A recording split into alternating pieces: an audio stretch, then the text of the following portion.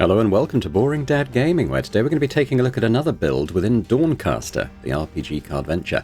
And I think today we're going to do like a fire mage. It's quite good fun. It uses quite a unique mechanic that I didn't fully grasp when I first played it. I think it was like the second or third build I tried. And it's this berry mechanic that I think it's called berry because other classes can sort of use the same mechanic, but for a fire mage you think of it in terms of sort of burning your spells in order to cast them. And I did it before I'd unlocked like the sort of other special stuff, like I pretty much just had this, and I managed to burn my entire deck and lost on my very first fight in the very first map because I ran out of cards because I burnt them all. But once you unlock the kind of the talent and the starting card, it makes a lot more sense and works a lot better. And in fact, I think the second time I tried it, I ended up going all the way. So let's try that again. Now we want to do, Arcanist. So let's go with this character here. We're going to take the torch. So we'll get into what foretell and bury and all that kind of stuff means as we play. But we're going to start with our flaming weapon. So use your weapon power, so that's the thing in the bottom right that we kind of click on to activate every 3 combats in this case, to inflict 1 burning, so that's always good, and gain a focus per level at the start of the next combat. So that's going to kind of scale as we go further in the run, as we gain levels and stuff. But the passive, that's always there. That's always happening in the background. Gain fire immunity, so we will not be able to be set on fire at all in this run. So that's pretty cool, because we're going to be doing that to a lot of other people. And our starting card here is Fiery Barrage, where we shuffle 3 fireballs, which is a... I don't think it has the cost up here. It's not a free card, I don't think. I think it costs 2 energy, but it deals 6 damage and inflict burning equal to half the damage dealt. But this fire cast, this keyword, this is the key part of the Fire Mage build. And what this means is that when we use our basic weapon to bury a card, if we choose a card that has fire cast, what it actually does is, as well as burying it, it casts it. So we're basically casting this 2-cost spell for free, assuming it's one of the ones we can select from our discard pile. And this is the one that kind of conjures these fireball cards up. So it's a key card, this.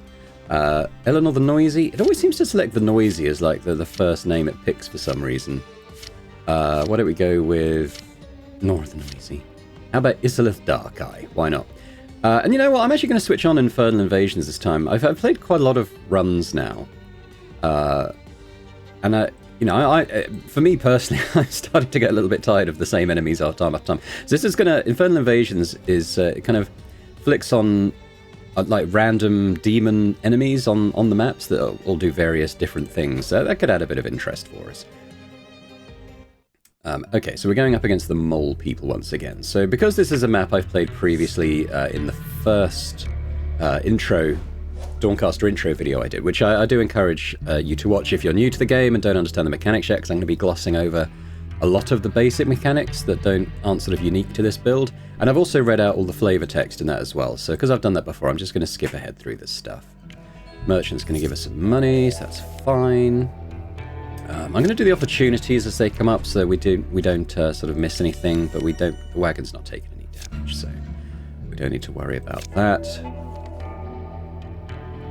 This one. So this is, if you inspect this molekin and have a little chat with him, rather than just kill him, and if you have 20 gold to give him some food, he gives you a choice of some like high-level equipment stuff.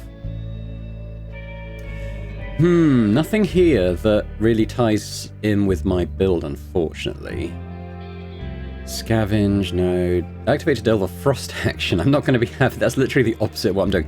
I'm going to take the shovel, because I think I can transmute that into something better. I think if you tend to transmute these blood cost cards, it tends to offer you blood cost cards in return, whereas that's not really what we're going to be about. So this should offer us a neutral card, at least when we transmute it. Do opportunities again as they come up. We're going to hit a mine, taking damage. Yeah, never mind. Okay, let's do a shrine. Evolution. So allows you to transform a card into a different card of the same color and upgraded rarity. So okay, so this is where I'm going to get rid of the shovel. And it's going to give us a choice here. The The Crown of Unity is quite good. So when it says activate to conjure a Surge card, the Surge cards all give you... They're always a free card, and it always gives you a mana of a particular colour. And we could do that. We could do that 5 times before it, you know, during a combat. So that's quite good. I'll probably go for that one. This one would be good if I had other legendary cards, which I obviously don't. 1 use to heal. Conjure a random free card of the colour you spend to cast. Yeah, I mean, that could be good. It could be rubbish. 1 use. Add persistent to a card in your hand. If the card was conjured, it becomes permanent. Persistent is good, even if I don't use it now. That's quite often a keyword I really want to add to a card. I'm torn between these two. Being able to guarantee a keyword on a card I want to give it to is pretty good, I think. So we'll do that. Plus, it won't hang around in my deck either, so we can, you know, keep that fairly tight. I'm going to do Campsite first. I'm going to get rid of my block cards, again, just to trim the deck size down a little bit before we get into the combat. So we're not going to need block. Well, we might need block, but we won't be using it. Now, we're going up against this guy, so I'm going to activate my power, I think, for this one. We're going to start with a focus and a burning on him. Okay, so we have a Surge card. We're going to play that to gain focus. So focus... Now, when you foretell... It reveals 1 more card for every 3 stacks. At the start of the round, draw 1 additional card for every 6 stacks. So it's kind of beneficial to us to stack this focus thing. Now this foretell, what this will do is... Well, let's play this barrage first. So those fireballs are going into my deck now. Now we're going to play our basic attack. So what this does is it's going to give us... we're a bit unlucky. It's given us a choice of 3 of our basic attacks, and we basically choose one of these to burn... from the deck for this combat, so it didn't really do anything beneficial for us. I might as well play the block because we're gonna be hit here. Yeah, so at least we mitigate that.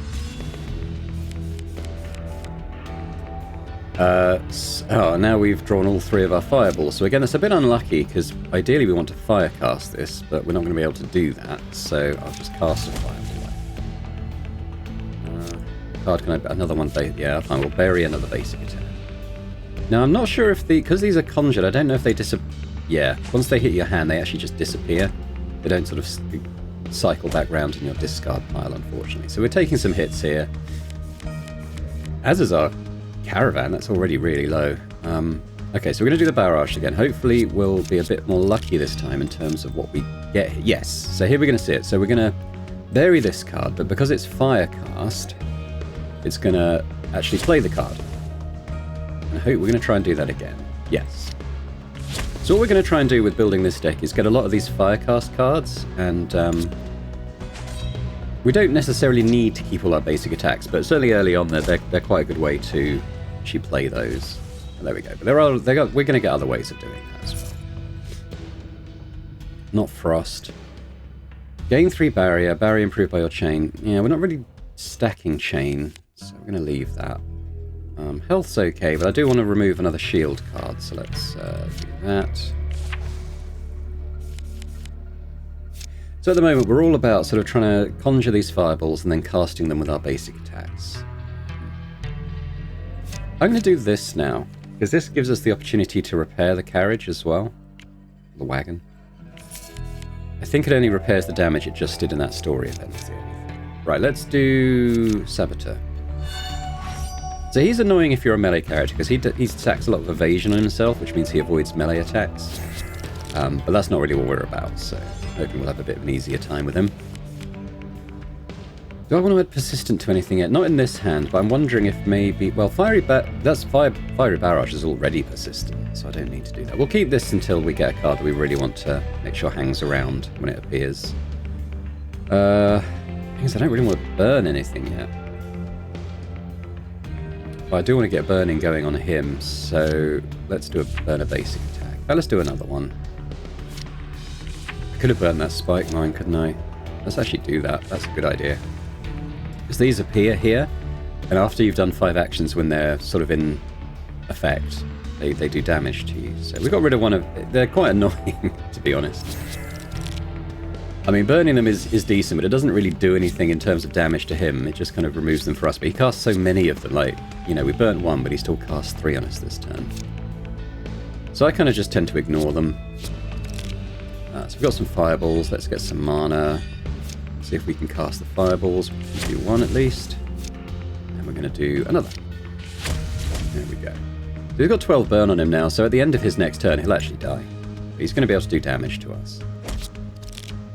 More spike mines. I mean, they're going to be relevant. Yeah, there we go.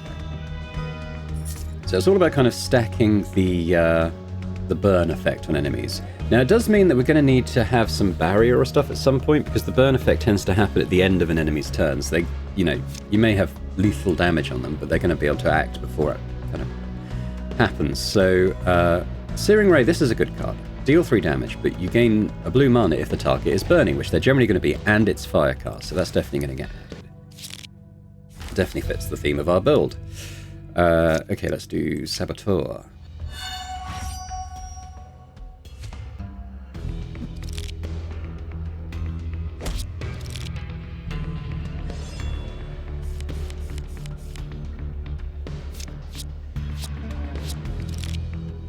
Alright, see if we can get a fireball. And we can. Boom!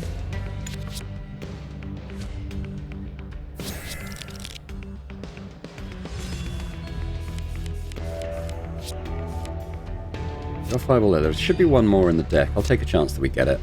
We do, and we get this one. I'll do that because it gives us a mana if he's burning, which he is. Which will allow us to cast that as well.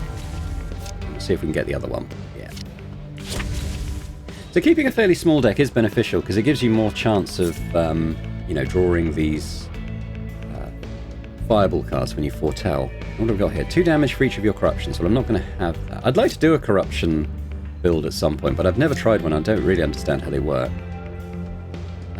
Inflict 3 burning. The amount of burning is increased by chain. Now, the burning action is good. I'm going to take it, but it isn't a fire cast card, so we're going to have to do... It might be worth adding persistent to that one because it's not going to be something that we're trying to burn. I'm going to camp because we're running out of health a little bit. Let's go with the ballista.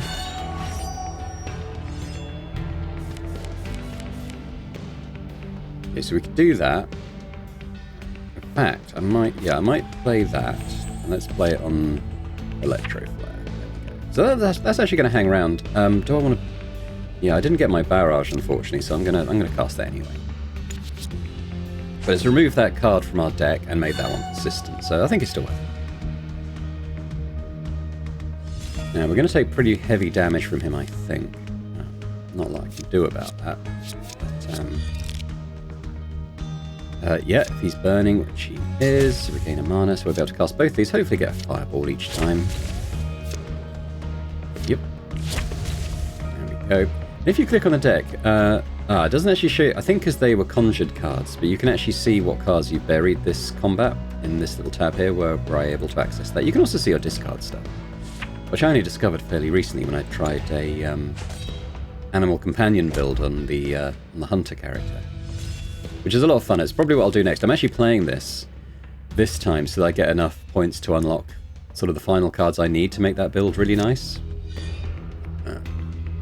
That's going to hang around. So we might as well cast this. Oh, he's dead. Ignoring the lethal damage because I'm too focused on the build. Now, just adding a fireball card is interesting because that means even if I don't draw that barrage on the first turn, that it will be available. Yeah, okay, we'll do that. Convinced myself. Let's do the mecha guy. We'll activate our special power. We have to fight this boss a couple of times. First in his little barrel mech suit, and the second time after we've destroyed it. Mana. He's not... Oh, he is burning. Okay, so we can play that, gain more mana. And we've got 3 opportunities to hit that fireball card. That one. I don't know if I want to burn anything else yet. I'm going to just keep the mana this time, I think.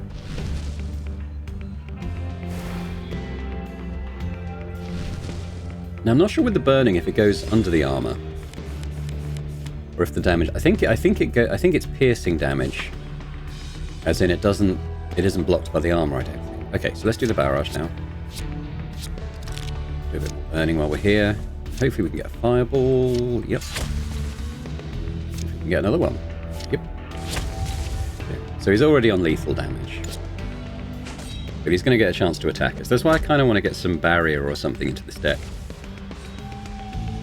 Just to hopefully protect us while we're sort of exposed to taking quite a lot of damage. I'll keep durable up, because 20 health is always nice. Attune to a random element at the start of combat. Attuning can be good, but the randomness isn't. So you really want to be... There are ways to be attuned to the fire element more often. But it might be worth adding all the same. Let's roll this one. No. Whenever you bury a magic action, conjure a free copy to your hand. I mean, that is insane. That's got to be the one we take. So let's roll this. See what else we might get. Start each combat with barrier equal to 10% of your health. I mean, that's going to be 8 barrier to start each combat with. And barrier is persistent. It's not like armor, which goes away. Oh god, they're both good choices. Let's actually roll that one. No. So do I want to start with barrier, which I was literally just talking about, or do I want to conjure free fireballs to murder enemies really quickly? I think it's got to be the free fireballs, right? I mean, if someone offers you free fireballs, you take free fireballs. Yeah, I'd like to do a Doom builder. I see a lot of these cards that inflict Doom, and it's not one I've ever tried, so I probably will try that at some point. Deal 1 damage. Free when conjured. Conjure a base copy at the start of next combat. Yeah, I don't think so. We're going to kind of try and stick with the burning theme here. Right, let's see if we can get this free fireball thing going on this guy. Take 3 mana to begin with. He's not burning right now. Let's do this. Let's get that going. But yes, so we got a free fireball. Remind me what that says. So whenever you bury a magic action, so we just want to bury magic actions as often as we can. Get 3 fireballs. Round 1, decent amount of chunk of his health and 10 fires burning already built up. So yeah, I think that was the right choice. His first turn is generally trying to stack damage for his subsequent turns. We should be able to kill him this time. Like, no reason not to do that. We get the mana back. And I kind of want to see if we... Yep. So this should kill him, pretty much. But he's gonna get the chance to act first. Oh no, I've got 3 fireballs. Yep. There's a more aggressive version of killing enemies before they can do damage to you. I should add another fireball. I mean, we basically want all firecast cards and ways of burying them. Okay, let's do the elite first.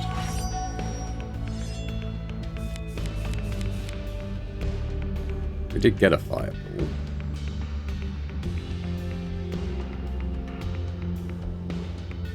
I think we inflict the burning. I think we take the extra 3 mana, basically.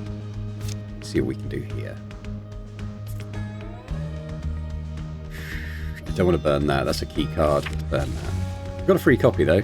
Try again. We might go... Ah, there we go. We got our other fireball. Perfect. There we go. Free fireball. Nice. So we should come down to 20 health if I'm right about the armor. Yeah. See, that didn't block the fire, so that's good. His armor can be quite annoying to deal with. Well, we're going to do the barrage.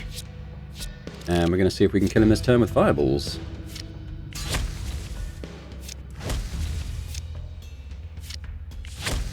And one more. Boom. Nice. That was a key talent, actually. I hadn't seen that one before, even when I did this deck previously, so... Double your foe's burning, bury 2 cards. So if we can do again with magic actions, we'll get 3 copies. So yeah, we'll add that this time. Plus double the burning. It's starting to come together already. We're still in the first map, and I'm feeling like this is kind of coming together. Yeah. Now he does have burning. I want to. Oh no, that's not the barrage, is it? We can gain, like, free burning, basically.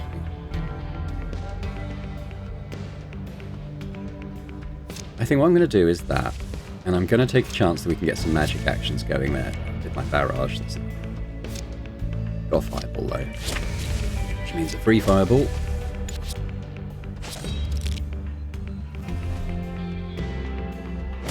Now, he should be immune to damage. I'm interested to see, yeah, the fire ignores that as well, which is kind of cool. Well, let's do these. I mean, this shouldn't really last too much longer. Oh, is that the only card I can discard is basic attack? We'll firecast that. Goes It's up to 20 burning now. Do a bit more. Let's keep going. Another fireball, thank you very much. And another one, and he's dead. Was it? Was it once or twice he acted during that? That was pretty cool. Combust, inflict 2 burning, then trigger your foe's burning. Oh wow! So this is like you stack the burning, then you trigger it, and hopefully kill them instantly. And that is Firecast as well. I think that's a 10th card. That one.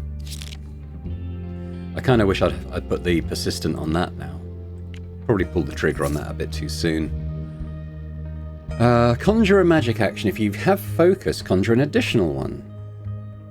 Now by conjure, I think it means it's going to make a random one rather than bring up one from my deck. Let's see what else he's got. He's got another Fan the Flames. But I think even if it's a good card, if you add another copy, it kind of just dilutes your deck, doesn't it? So let's not worry about that for now. Back to Bright Candle. Okay, so let's just pick... Okay, console's not there yet. Do I want to transmute a card?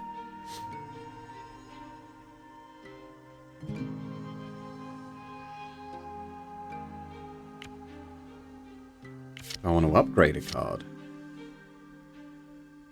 Maybe. Let's see what we've got in terms of upgrade choices.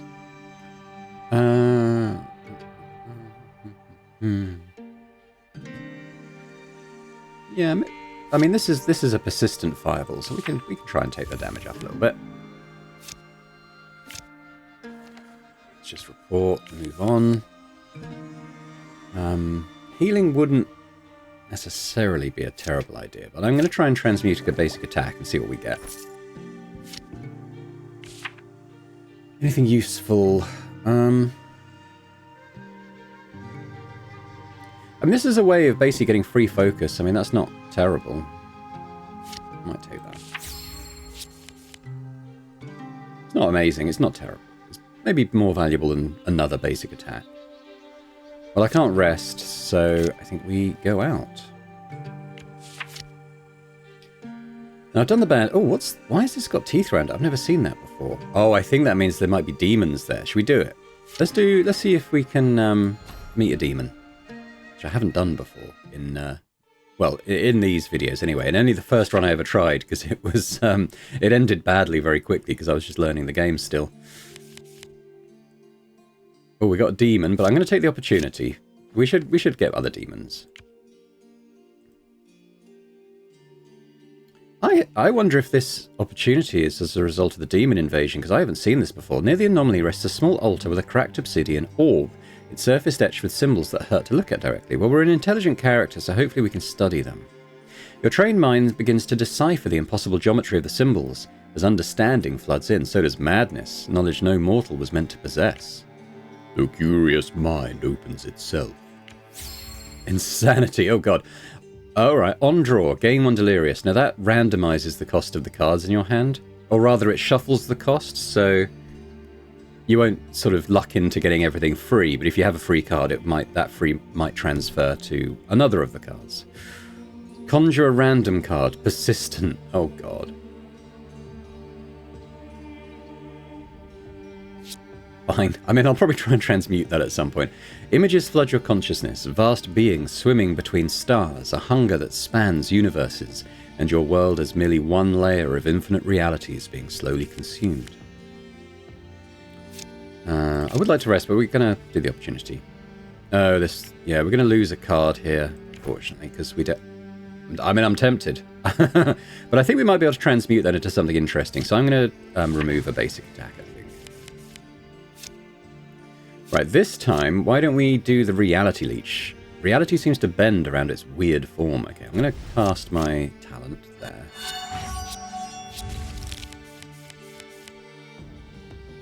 So what does this guy do? He... At the end of your foe's turn, meaning us, if they did not play more than one card, they are slain. Okay, luckily we can play more than one card. Unleash Insanity. On death, increase agnosiophobia by 2. Reduced by 1 each round. Which one's... I'm assuming that's this. Start of combat, add 3 insanity cards to your discard pile. Oh god. At 0 out of 50, summon Zev Arax. Increases whenever you draw or play it insanity. Oh god.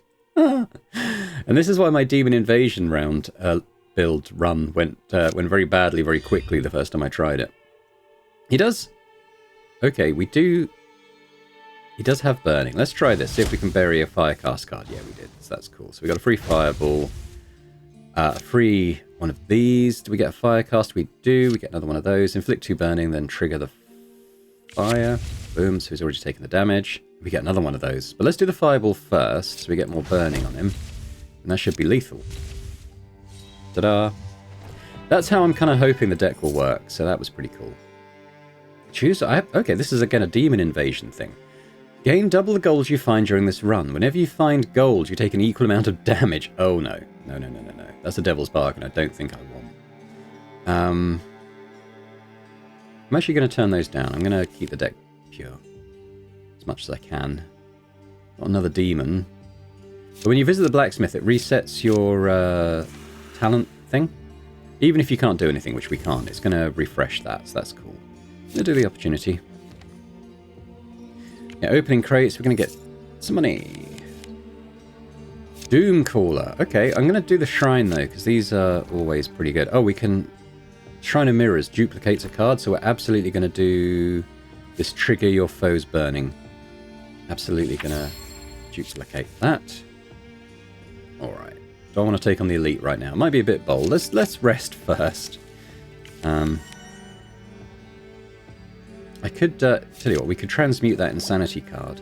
See what we get. Okay, what do we got? Bat Familiar to cause bleeding. Inflict a random affliction. Potency, not really important. Potency is just about, or afflictions. Right, because I thought it was just poison. The fire is an affliction.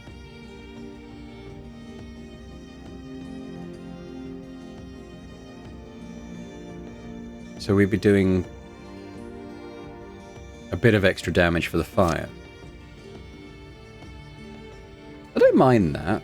Make a basic attack. No. Draw 3 cards. Defile. So what is this defile? Oh, it doesn't really say here. I don't really get the defile thing. Again, I'd like to do like a cursed, corruption, defiled run at some point, but I have never tried and I don't really understand how it works. So we'll add that, because I can see a use case for that at least. Let's try the Eldritch Extractor. Surgical limbs aim for Hope's soft glow. Now, what's going on here? Oh, that's a persistent thing in this area, summoning that boss. And this scissors as well. Start of combat, add 3 insanity. Yeah, okay. It's going to be unpredictable, this area. We'll see what happens. Now, what's going on with this dude? So he acted first, which we've seen. Whenever you bury a card, meaning him, hopefully, gain stacks equal to its energy cost. Start a turn, inflict 1 bleeding for each stack. And then we've seen these things before. Okay. Well, let's get the mana. Let's do a Fiery Barrage. We have our Combust card in hand. We can cast that for free. Now, should I do the Fireball or the Combust? Because it's only going to trigger 2 damage, which isn't, well, 4. Which isn't a huge... It's probably better to stack more burning on him at this point, I think.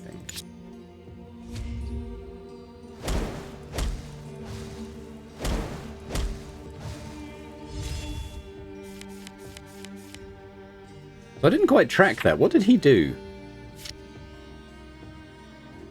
On hit bury. So he's buried some of my cards. My Locket and my Fan the Flames. I mean, okay.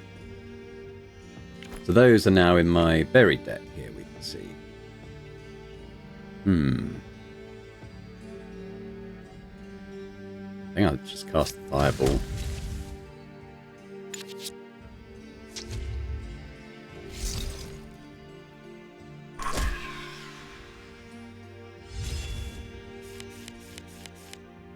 Yes, it's not quite going my way, this combat, but I do have this now where it's going to be... This is... Okay, this card is lethal, but let's cast this one first, just to make sure.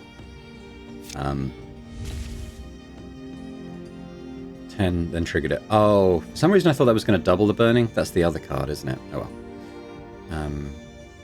But let's see if I can cut. Yeah, the fireball. Good. It's up to 12 now, so he's going to get the chance to... Actually, no, I can cut it. Oh, what's he got? When dealt damage, take 1 less damage per stack of resilience. Oh, that's why it hardly did anything. Okay. I mean, ideally, he's dead at the end of his turn. He's just burying my cards, which isn't great, but he's going to be dead, so... Took a fair bit of damage, but we did level. Whenever you add a card to your deck you already own, well, I'm not going to be doing that, really. Upgrade a random card in your deck by 2. Repeat for each of your levels. I mean... Not terrible, like if it was to do, like, the fireball cards.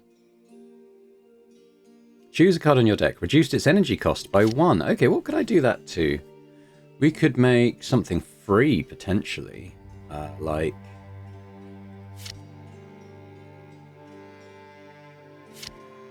We can make this card free, and then we can always use it, gain focus, and it's like another surge card. It'll just always give us the mana. I mean, I don't know if that's kind of a waste, but... Or I could make the upgraded fireball only cost 1. That's not bad. Maybe a bit boring. Don't have that kind of deck. Bit boring. Upgrade all magic actions by 1. Whenever you add a magic action to your deck, upgrade it. Well, that could be really good, actually. Probably better than this one. At the end of your turn, gain barrier for each affliction on your foe. I'm not doing a vast range of afflictions. It's mainly just the burning. I'm tempted for this one. So again, we upgrade our fireballs. Gain 100 souls. While you have souls, you can no longer gain health. I did do a Hunter Souls build last night. It was quite interesting. That would be really good for it, but well, no longer gain health. That actually would be bad because I was using them to heal a lot as well. Spellburn. Bury a card. Conjure 2 copies of it. That's pretty good. If you have... Well, I don't really have that... Well, might be worth trying to get that if that's going to happen. Because I can use my magic basic attacks on neutral on that yellow energy. Probably should camp, but I'm going to do the shrine. So this one allows you to sacrifice a card to upgrade a random card a number of times depending on the sacrificed card's rarity. Yeah, so what do I want to get rid of? Not a magic action, because I've just upgraded all those. I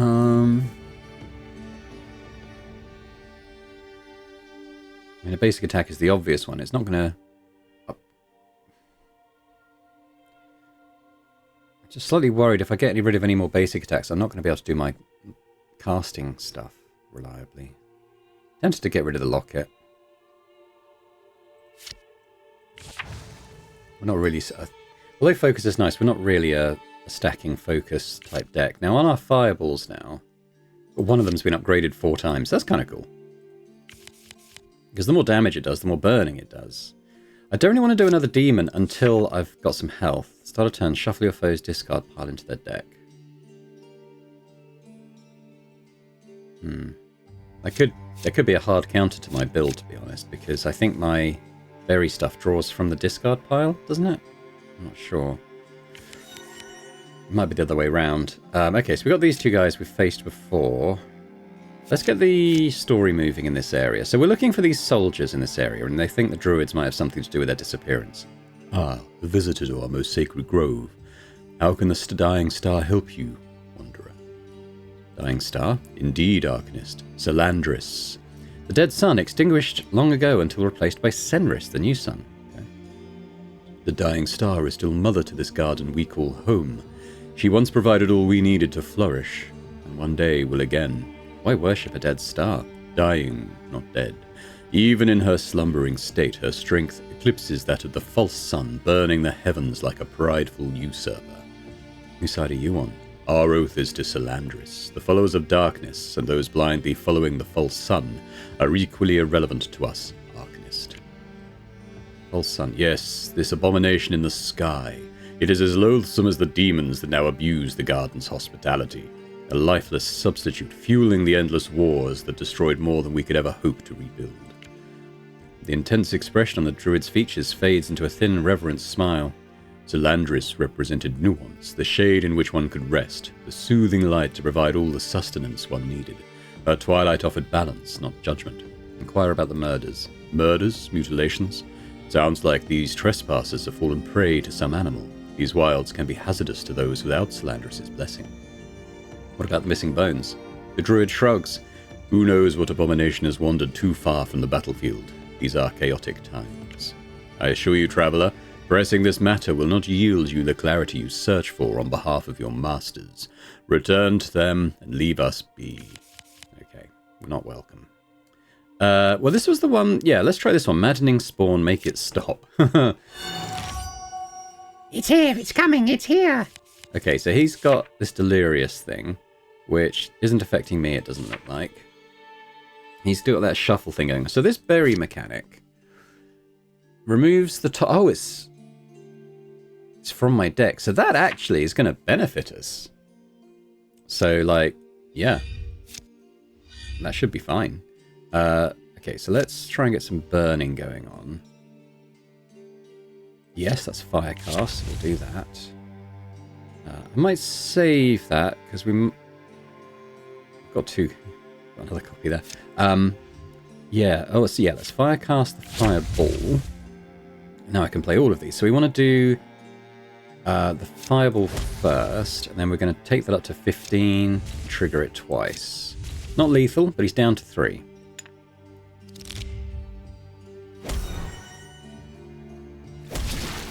Took some damage, but he's going to be dead. So. Offer of chance. Add a random keyword to each offered card reward.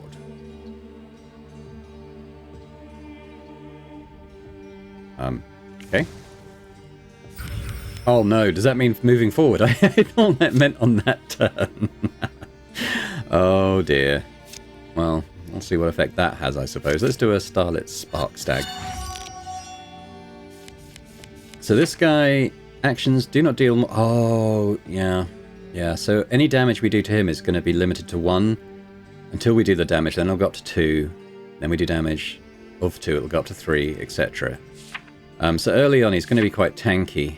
I'm not sure how burning affects that funnel. Let's see if we can get a Firecast card. Combust. Well, yeah, okay. Can play Fan the Flames, double the burning. No, so we want to do this... No, we do this one first, I think. And then we'll trigger it a couple... Add 2 and trigger it a couple of times. There we go. Now, I'm interested to see if that... No, because the burning looks like it went through this spirit stuff. So he should go down to 1 health despite having that effect, right? Well, 4 now. Still taking damage. There we go. Okay, okay. If I got a way of triggering that, maybe. Do that first. I guess I'll bury that. Let's try again. Damn. Okay.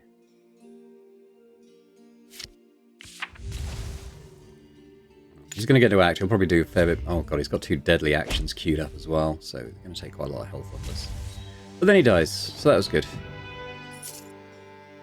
Gain 3 focus. Increase your maximum hand size by 1. Chain recall. Oh god, I see what it... At the start of next turn, return to your current health. That could be quite good actually on a build like this, where it's a bit slow, so you can kind of... It's almost like a save state, so we can play this and say we're at 30 health, and then this is in effect, and then an enemy takes us down to like 1 health on our turn. At the beginning of our turn, we'd return to 30 health. And it's memorized, so that's always going to start in our hands. That's quite a good way of avoiding that first turn damage, actually, so I'll take that. Alright, opportunity. Oh yeah, for 10 gold to heal 30%, I think we'll be doing. There we go. Tempted to fight the bear. It's an elite, but I think we're in a fairly good place in our deck right now. So yeah, so I probably will play that. Let's gain a mana.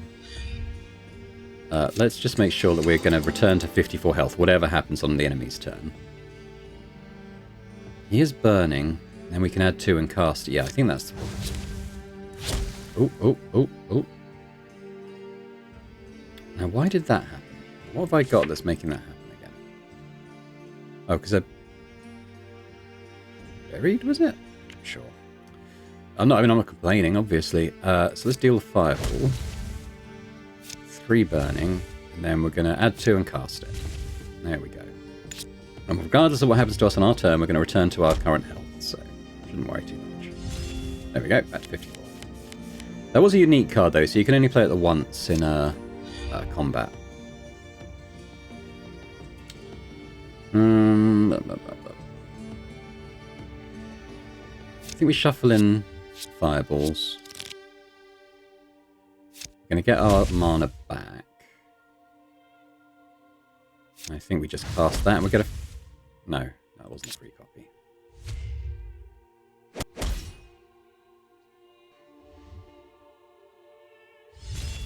Okay, well he's dead next turn, but we'll see if we can hurry that forward perhaps. So let's bury a card, conjure 2 copies of it. So let's try that. Nice, so we've got the free fireball, and then we can combust it, and he's dead. Orb of Fire. Deal a damage. Inflict 1 burning. Attune to fire. Now this is good because we haven't seen the attunement stuff yet, but we'll get into that. I can't remember what the fire attunement does, but it's beneficial to us anyway. Let's see. I don't need to camp again right now. Let's fight the Starlit Ritualist. I see our warnings to leave this place have once again been ignored. Fine, Wanderer. If you wish so desperately to test Salandris' resolve, then so be it. For Salandris! Alright. So I think this is going to become more or less a permanent addition to our first turn. So let's just do that. Then we'll get our free fireballs going. Free as long as we cast it with this, obviously.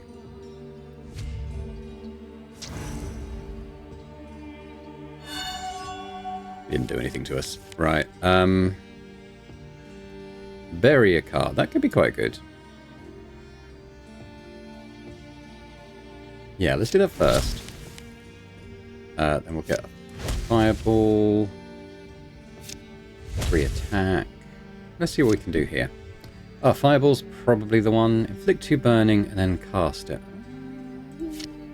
No, let's do the fireball. Oh, and a free one. Go. Right, out of mana.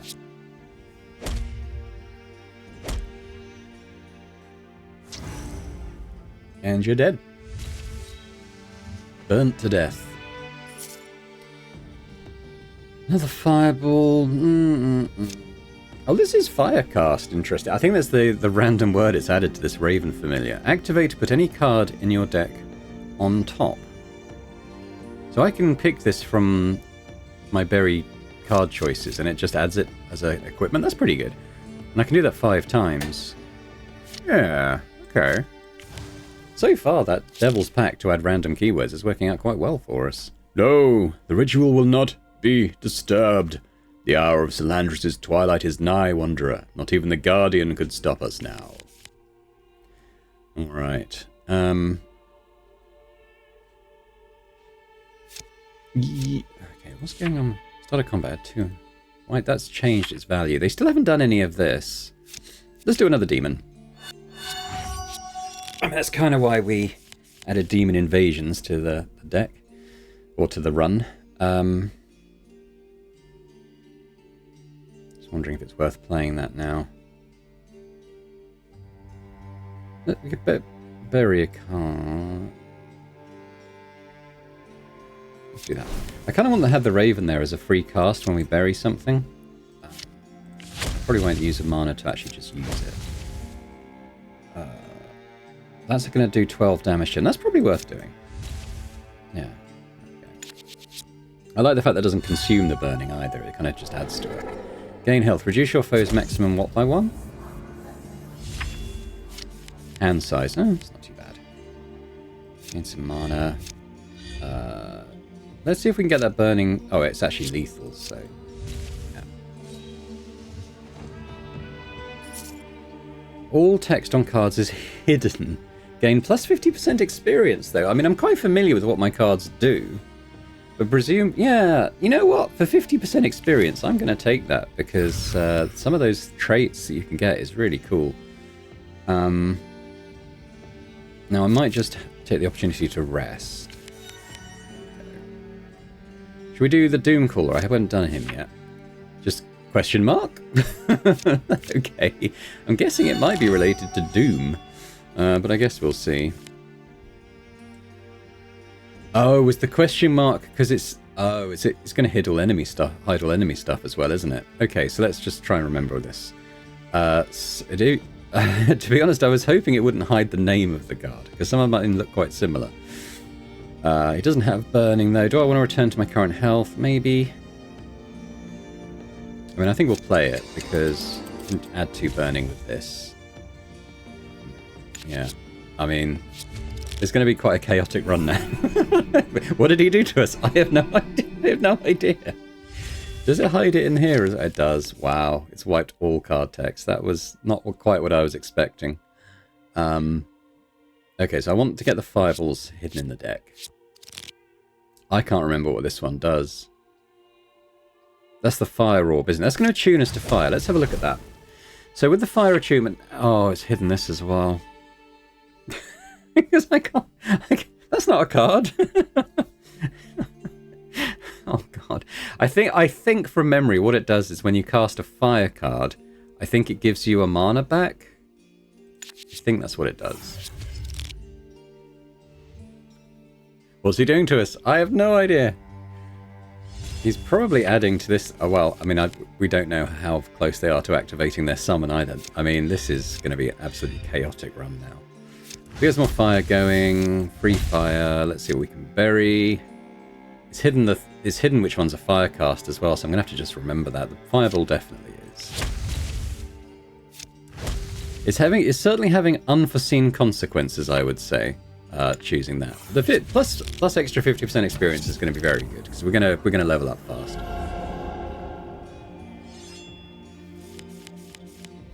The thing about the attunement is it's not fixed. It cycles through fire, lightning, and frost. And I don't have a way to sort of switch it. If you play a card that is the attunement, it does flip it, but I don't have lightning or frost cards. So let's bury a card and gain copies. Oh yeah. Boom. Boom. Let's see what I can fire cast. Another fireball, I guess. And a free fireball. There we go. I mean, it's going to be chaotic, but you know, there's another reason to keep our deck fairly simple and not add lots of complications, because I'm just going to have to remember from memory recall from memory what they actually do. I mean, I'm going to take the intellect one, I suspect. I'm just going to see if there's anything else that really makes sense. No, we're going to get an extra blue mana, I think, on our turns. Offer of Greed, what is it? Who knows? Oh god, what's this card? I know what this one does. This does damage equal to your focus and then adds a focus, I think. This one, I mean, who knows? Maybe if I take it and play it, we can kind of work out what it does from context. Because it looks like a fire card. I don't know if it's fire cast or what. And it's probably got a hidden keyword. Look at my deck. Was it a good idea? Who knows? Let's see how far we can go. Would I take it again? Maybe. I mean, it really depends, like, if we can benefit from these extra levels that we're going to take. But it feels like stuff is just going to be so chaotic. Will it have been worth it? Add burning and trigger it. Let's see if we can firecast something useful first. None of these are firecasts, so let's do a basic attack. Free basic attack. Now we get... Is this one firecast? I can't remember. This one I don't think is. Yes, that one was because it triggered the burning. Okay, let's play that again. Play that. It's down to 1. It's a shame.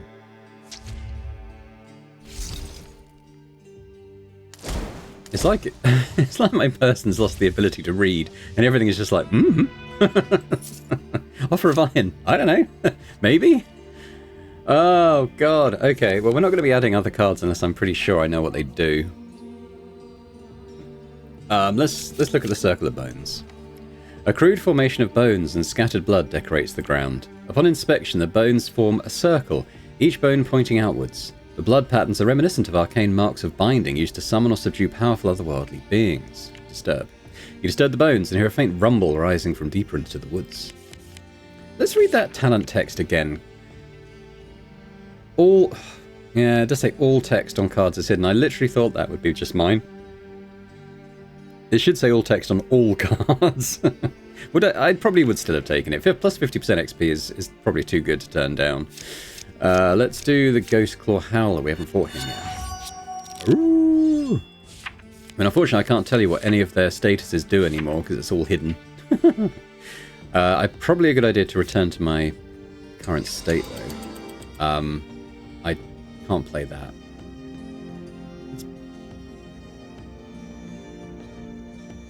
He hasn't got... Well, it's add 2 burning and cast it, isn't it? So... that doubles the burning, I think? Oh, got stuff going on. Tell you what, let's play the fireball first. See what we can bury.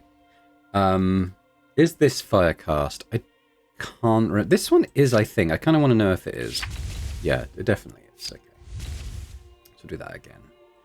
And then we'll return to... this one is pretty savage. He'll do a fair bit of damage to us, I suspect. But we'll return to our previous health, so it's not too bad. Oh, he's dead. Do I not return? Oh my god. It didn't trigger because it happened on his turn. So that damage was therefore persistent. Okay, don't know what that does. Don't know what that does. This one is I've already got, so I'm just going to not take that, I think. That's a shame. That was unfortunate. That didn't come back. Shuffle stuff into my hand. I think it's the Insanity cards, isn't it? Which haven't actually really come out yet. I'm going to have to not try and take damage on this, I think. Let's Fireball and trigger. I'd like to try and work out what that 3 cost card does if it comes up. Alright, it has come up. So what does this card do? Looks like it's buried some cards. I think it may have triggered his fire. Oh, it's added something. Okay, I can actually tell from here. It's got some keywords on it. Channel. Channeling effect can be extended by a round by having at least 1 energy at the start of your turn. Channel cards end when you get interrupted. Okay. Foretell. Look at the top X cards of your deck. Burning. Okay. I don't know what any of this is going to do. It seems to be an enchantment, though, which means it's going to be like a persistent effect during the run. Did that give me an AP? Because I can't... I cast a fire card on a fire attunement. I can tell the rest of this run is going to be... What did that just do? We're going to burn him to death anyway.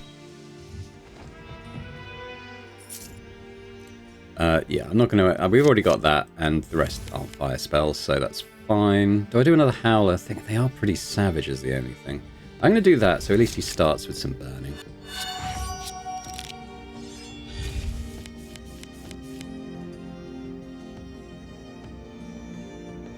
Do I just do this now?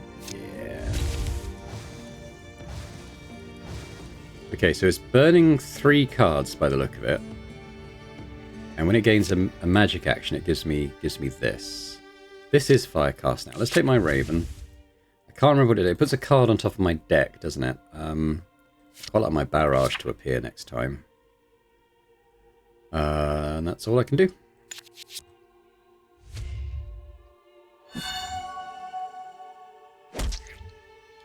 He's got another one of those. Okay, he didn't play another one of those. Ideally, we'll kill him before he gets the chance to do any more of that, because it's quite nasty. Not really using this potency one. I might just get rid of it at some point. So let's Firecast something. We haven't got much burning yet. So let's just do that for now. Let's build some burning up. What do I want to play next turn? Probably is one of those. We're going to have to eat some more damage this turn, unfortunately. Hopefully that's all he can do. Yeah, so I think we want to... That thing disappeared. Oh, because the channeling thing, we must have run out of mana. Yeah, I kind of always forget how channeling works. But we're going to kill him anyway, so it's... We have 40 burning on him, by the way. Getting another level soon. None of those look suitable. Unfortunately, I've run out of healing. Still want to get the experience, though. I don't think this run's going to go all the way. I think I'm taking too much damage and I've run out of healing, but you never know. I think I'm going to want to return to my current health state. It does add 2 burning, this card, doesn't it? Get our mana back. Discard a Raven, because that will just happen. And then we can choose something for next turn. Probably the Fiery Barrage. Get that going.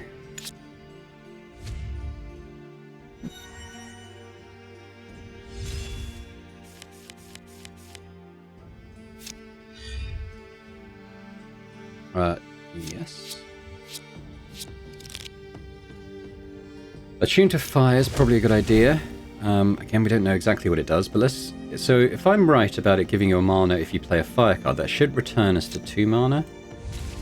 Yes, it does. I'm pretty sure that's the effect on that. Each of the attunements has a different effect.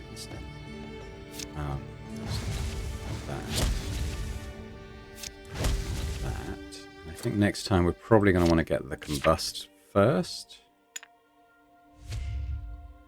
Assuming he doesn't kill us, which he might. So low on health. I don't see us getting out of this map, to be honest. But it's been quite fun anyway.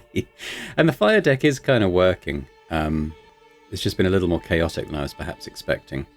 So let's fireball and then trigger. There we go. I like it. I think it's a good deck. Just what do you do? I have no idea. Can I see the keywords here? Yes. Oh, it is Firecast. It's heavy, so it doesn't get reshuffled. You know, I'll take it. At this point, why not? Alright, let's go to the Starlit Shrine. Wading deeper and deeper into the woods, a high-pitched cry breaks the silence. Investigate.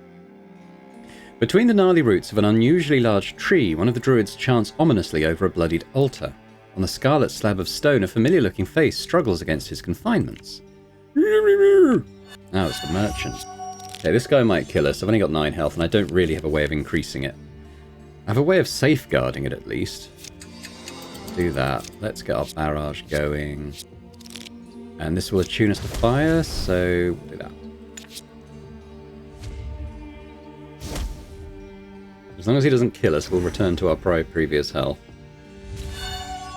There we go. Alright. I mean, this would be our entire... well, we do have an extra mana. There. I'm going to play the very random couple of cards and see what happens. This is a freebie. This just doubles the fire, doesn't it? I mean, it's only got @1 at the moment.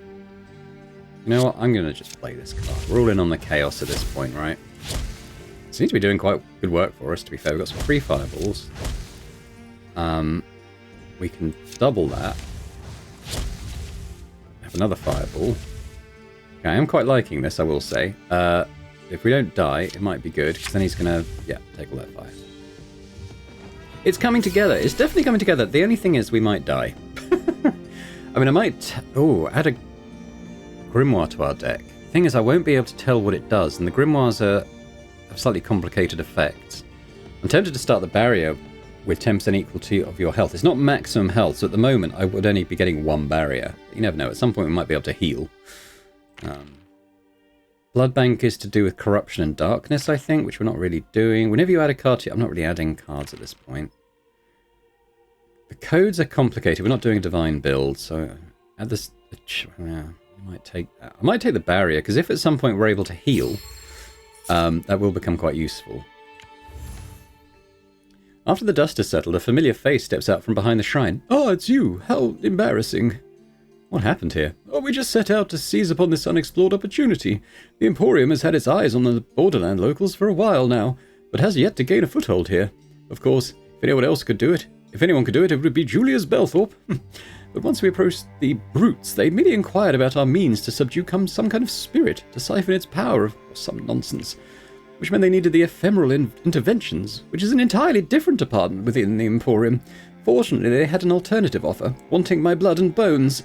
As we were working out the details, their impatience turned to violence, and, well, here we are. I see. Julius nods, collecting his scattered belongings and gathering his remaining dignity. Before you go, you wouldn't be in the market for some first grade, if not slightly damaged cards, would you? It's the least we could do. As a matter of fact, I am. Now, I've no idea what any of these do. Well, I do know what some of them do. This is a fire Nova.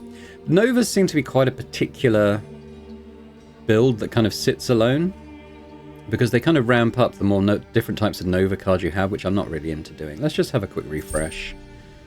Nothing here. I mean, I don't know what this one does. I think this one switches our attunement. That actually might be quite useful. I'll take it. I think I should have clicked on it. Will it tell me what the keywords are? Attune. If you're not attuned already, attune to a random element. Yeah. I mean, if we have more ways of trying to stay in fire attunement, that would be good. Ritual circle. A crude formation of bones and scattered blood decorates the ground. The circles of binding, the ritual, it's all reminiscent of the summoning rituals you learned about as a child, but on a much grander scale. To bring back the Dead Star would require a tremendous amount of energy from whatever was bound by these circles. Disturb the circle. With a swift kick, you disturb the bones. For a moment, the surrounding area goes quiet, before a soft rumbling tremble starts to shake the ground. A loud roar sends a flock of birds flying from their nests, the sound reverberating in the back of your mind. Free. The Spirit of Athos. Here we go. Okay, so we're going to activate our special talent. The enraged spirit cries out in anger. Let's see, we might have to try and beat him on our first turn, otherwise we're probably dead. However, the barrier will block the fire. Okay, well I think we should definitely try and... Okay, so we can add a fair bit of mana to our turn. So let's do that. We might as well do that. Let's add the potency first, so we'll do the extra damage on top. Now, it looks like he's almost dead, right? But I'm pretty sure what he does is keep increasing his maximum health and gradually kind of ramping up how strong he is. So, we'll see what we can do. What is he doing? No idea. It's probably not good. Okay. Wow, right, okay. Well, we'll attune to a random thing. Hopefully it's... Fire. There we go, yeah. So this one, I'm not sure what that does. Because it was a randomly generated card. That's a frost card. Okay, let's ignore those for now. Got quite a bit of mana. What do I want to do? Tune to fire. That's probably a good idea. This doubles his burning, I think. Up to 16. Yeah. Okay, we've got a free fireball. Let's do that. We're going to want to trigger this, but I'd like to get that higher first. That's our upgraded fireball. So I think, first of all, let's risk burying a card and hope it's a decent one. I mean, I think this one's Firecast, right? No, it's not.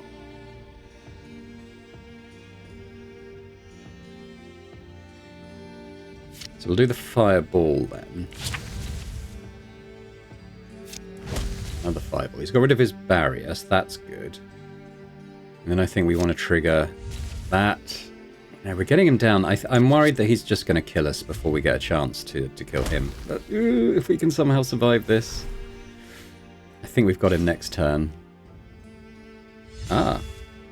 Okay, well, he's got 5 health. I mean, we should be able to do this. So... 1. This looks free. I mean, I'm not quite sure why it's free, but it's burnt all my cards. Okay, have some more fire. Oh, am I literally out of cards? Did I have burnt all my cards? Oh, they're in the discard pile. Oh, none of these are going to work, I don't think, unless it shuffles my discard pile. Okay. Will that do the damage?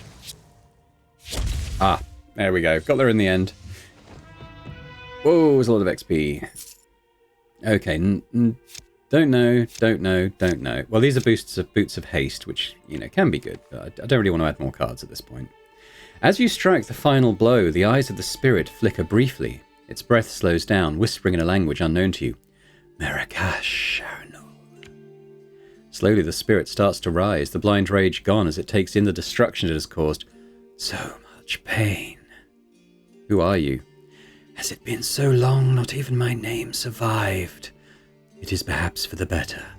Our time has long passed. It was on our watch as caretakers. The garden descended into this hellscape. Perhaps the young gods will fare better. Who are you? I am May Anash, or the guardian of the garden in your tongue. I was once, long ago, the caretaker of what you now call Athos. Athos, the name of the once completely dark planet, home to the archdemon Dantelion, and now host to an all-consuming battlefield. The spirit's attention shifts to the clearing around you as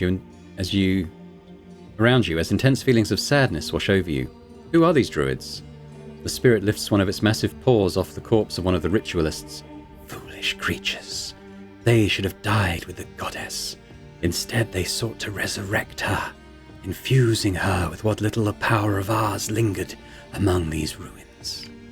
I do not blame them for trying to restore what was lost, but I condemn them for their foolish belief in the unholy whispers of new gods that have no doubt planted this seed of corruption. New gods? Yes, Arcanist. What else should I call these beings I sense but cannot name? Even in my weakened state, I sense their violent, adversarial nature that would rival the primals in power, brimming inside a corrupted shell. Restore what was lost? Zelandris was once a bright and beautiful star. Its warm and loving glow gave this world its well-earned name, May Nathal, the Garden, an example of life and harmony amidst a swirling tide of chaos. And when Zelandris died, so too did her garden. What was lost? These creatures thought restoring Zelandris by some unholy means would return this world to its former glory. They were willing to pay any price, making them an easy vassal for the evils that now call this graveyard their home. What happens now? We will dissipate over time, returning our essence to the garden. In saving me, you have given these lands a chance to heal. I need to get back, spirit. Ooh, we've got a blessing. Then leave with our blessing. Know the woods will trouble you no longer, and you have found yourself an ally in the fight against this corruption. All right, let me just check out what that talent does first. Gain 5 barrier and 1 anger at the start of combat against demons and undead. That's not nothing. All right, let's leave. We're run out of things to do here. I'm almost dead. Largely my own fault. Right, so first of all, let's get some cash for reporting our success. We're going to want to heal up. Now, the blacksmith can upgrade a card at least. Let's have a look. Which ones are up? Which one? I don't even know which one is our massively upgraded. Oh, no, I can tell. Yeah, this is our 4 times upgraded fireball, so let's just do that. There we go. And I think I'm just going to want to rest a bunch of times in the inn because I'm so nearly dead. 1, 2, 3, 4. Right, that should at least sustain us into the next area. I guess I should visit the merchant. They haven't got the exit just at the moment. And I doubt he's... I mean, it's... Who knows? I mean, that's... That creates a barrier and does fire damage, I think. It would be... If I had 10, I probably would buy that. But let's not worry about it too much. Let's go. Okay, so we could do the Riphide Ramparts and have even more demons. I'm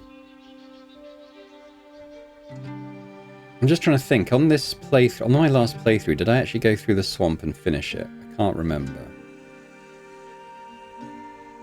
Let's do that. I can't remember if I've done a swamp's completion on this. The thick fog makes it hard to navigate the treacherous ground, while only the occasional gaslight illuminates the deadly denizens of the damp, dark quagmire. Trail of the Champions. So we're looking for this Dawnbringer guy. The mysterious Noxlight swamp is mired in a thick impenetrable fog. Many soldiers and adventurers alike have tried to find their way through these dense and dangerous grounds, and yet none have returned with clues about the champion's whereabouts. Bolgar Blightbane. I like Bolgar. We're gonna fight him. Well, if we survive that long. But after that, he'll join us as a companion, which is pretty cool. I don't have money for the alchemist, so I'll just save that one for now. Do we do... You know, let's activate our talent, and we'll do the elite. I can't beat an elite at this point of my deck. I probably never will, so let's see. Do I just go all in and cast that right now? I mean, I shouldn't, because the channeling effect wouldn't last. Unfortunately, it wouldn't give me any remainder mana, so I shouldn't play that now. Probably worth wanting to return to my current health. Which fireball is this? This is actually the really upgraded one. So I think I will cast that. There we go.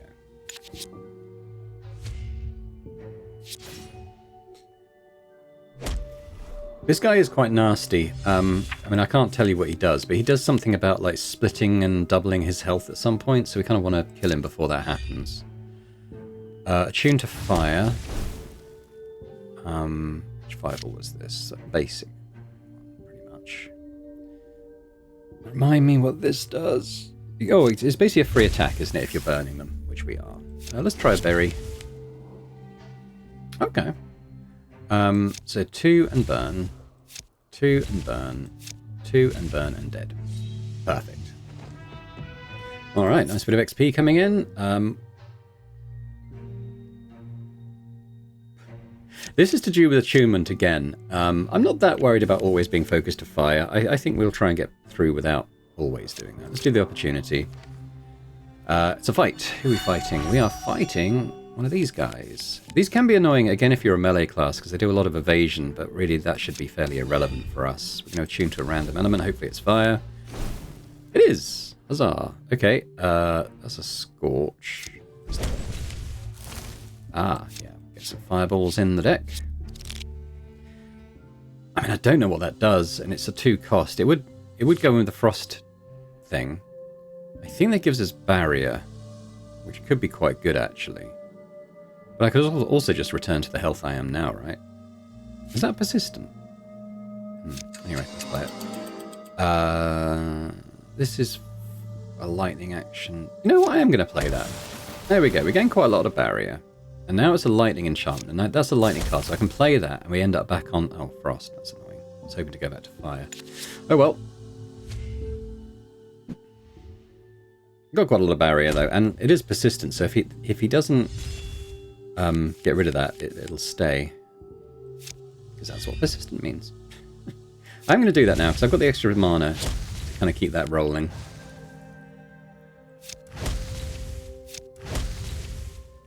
Yeah, so we're going to hang on to that, and it should keep going next turn. That'll go up to 30. It'll burn him down to 2. So I think we'll save. I kind of want to see what happens if this activates at the start of my next turn. I think it's just going to happen again. I think what it does is it foretells and buries cards. And obviously if I've got firecast stuff in the deck, it's just auto casts it. So, yeah. I could upgrade my fireball again. So which is the big one? This one. I'm just going to keep going on that. The more damage it does, the more burning it adds, so it seems pretty good. I'm going to save the rest. I don't need to do that right now. Let's fight the shaman. So I'm starting with the barrier. Yeah, so again, this is 10% of my max health. That's down to one of my talents. That is quite a good way to start. Let's do that. Fire, that's good.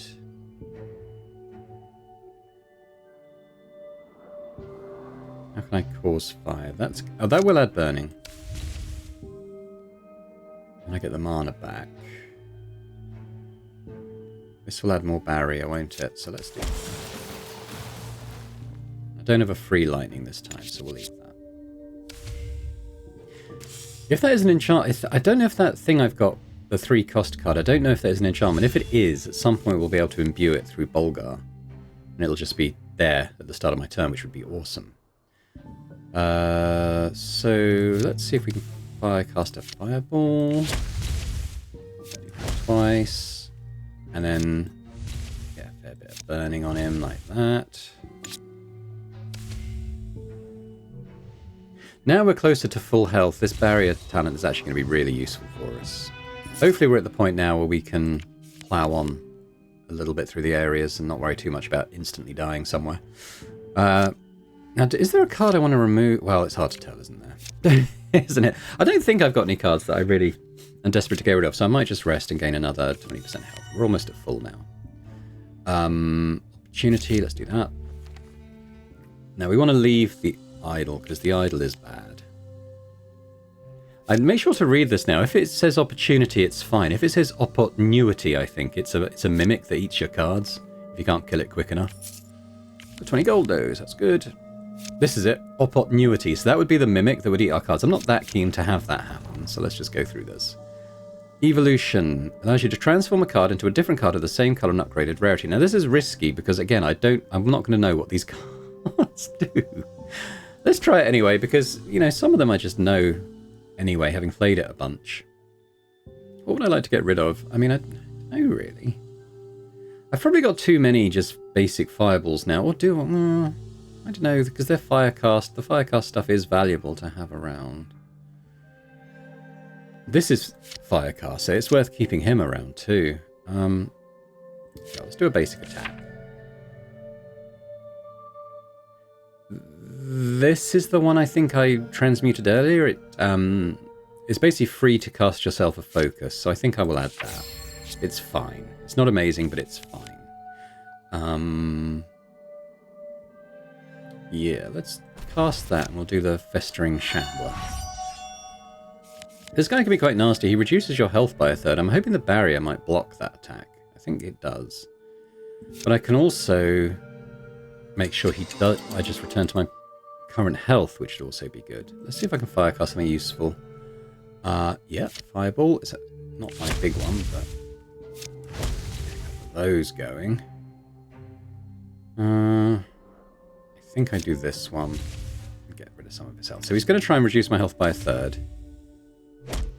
Yeah. But I think the barrier blocked it anyway.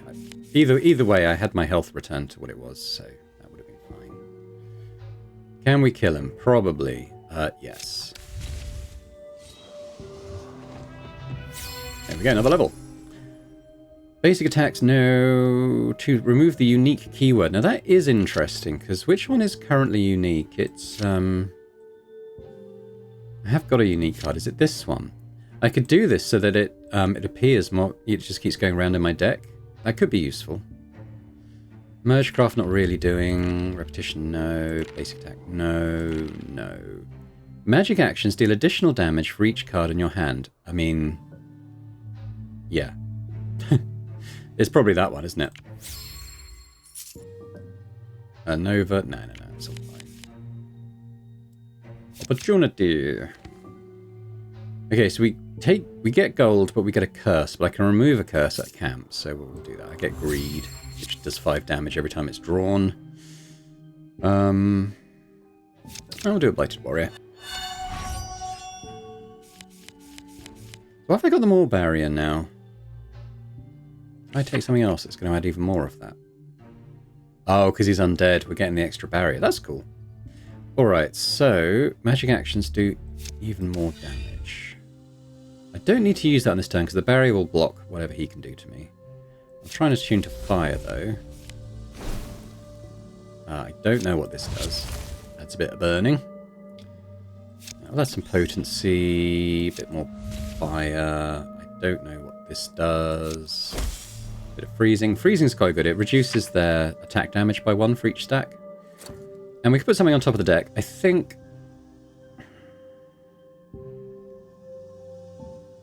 yeah, it's hard to look beyond this one that just activates the fire early.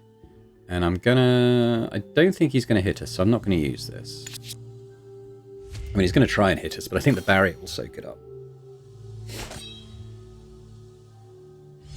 And the armor's not gonna do him much good either. Okay, so what have we got? If it's burning, it... I think it's basically like a free attack, isn't it? Yeah. So this... do, and then I think a couple of these, and it should be light over. There we go. I'm liking this. This is good. If you know, I think the deck's working quite nicely at the moment. Yeah, let's remove that greed card ASAP. I don't think we've actually... oh, I did the healing, didn't I? It's all right. We'll have other camps. We'll memorize a card. So this is to get a card appearing in our deck on the first turn. This is persistent, but this is kind of key to our deck, I think. I wouldn't mind it always appearing. Because it just gets those fireballs going in the deck for us to firecast. So I think that's a good one to have there. So let's do a fight. Let's see how it works.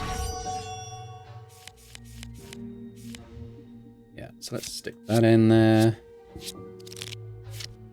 That's my big fireball. Yeah, if I did that, I wouldn't be able to do that. But, you know, it's a big fireball, so why not? I think that barrier is going to block his big attack. Seemed to.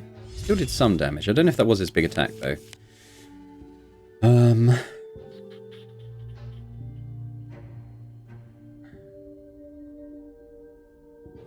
Yeah, there's not much point playing that because it wouldn't last more than a turn. Which might be fine.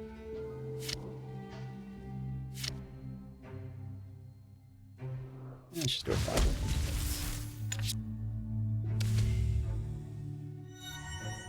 I kind of want more ways of burying cards. I know that 3-cost one would have done that. It might have been better to play that, to be fair, but I think it's going to be a moot point now anyway. We've got 2 of these. I didn't memorize those cards because you kind of want those coming later. I mean, it would be worth doing if they also had Persistent, I suppose, because then they just hang around till you needed them. Right, let's get rid of that Greed card this time.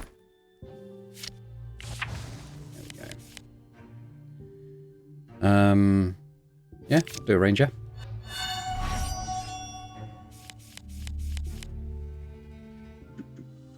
The barrier's probably going to block his attack, so that's okay. Let's just get some fireballs going in. We'll attune to fire. And then we'll do this. We get a free. Go.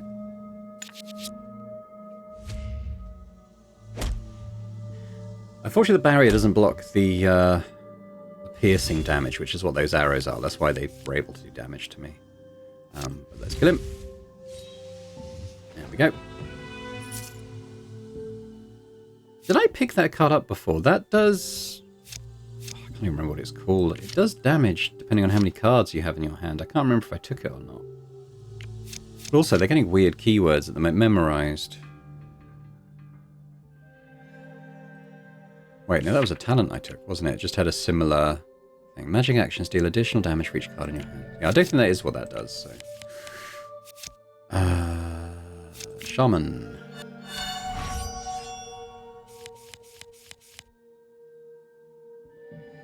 So the fireball's going...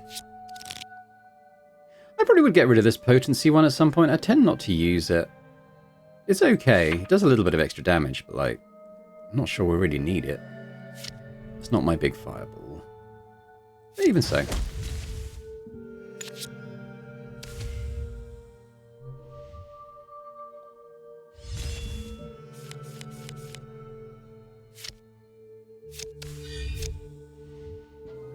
Add some burning. Do that. Crow can stick this on top of the pile for next time. There we go.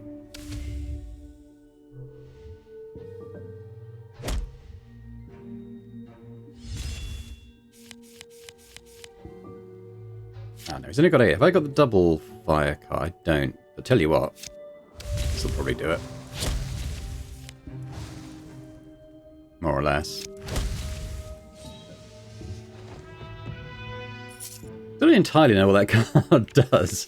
I just know it tends to do a lot of damage. I think what it does is it burns the top 3. Like, I think it burns the top 3 cards of your deck. So if they're Firecast, it casts it, and then it's channeling, which means it hangs around as long as you've got still mana. And then I think... Does it tell me if it's an enchantment or not?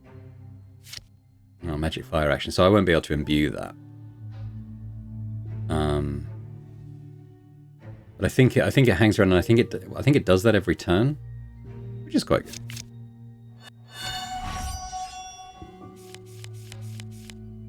There you go. Fireballs. Let's get a fire attunement going if we can. No, not this time, but we can change it. There we go, there's fire. I don't know what this one does. I've never seen this card before in my life. It's had quite a lot of burning, it seems. This is a lightning action. It'll turn it to frost, probably, so I think we've got better uses of our time. Let's double and cast it. Oop, oop. Free fireball, and a free one of those. Thank you very much. Bye-bye.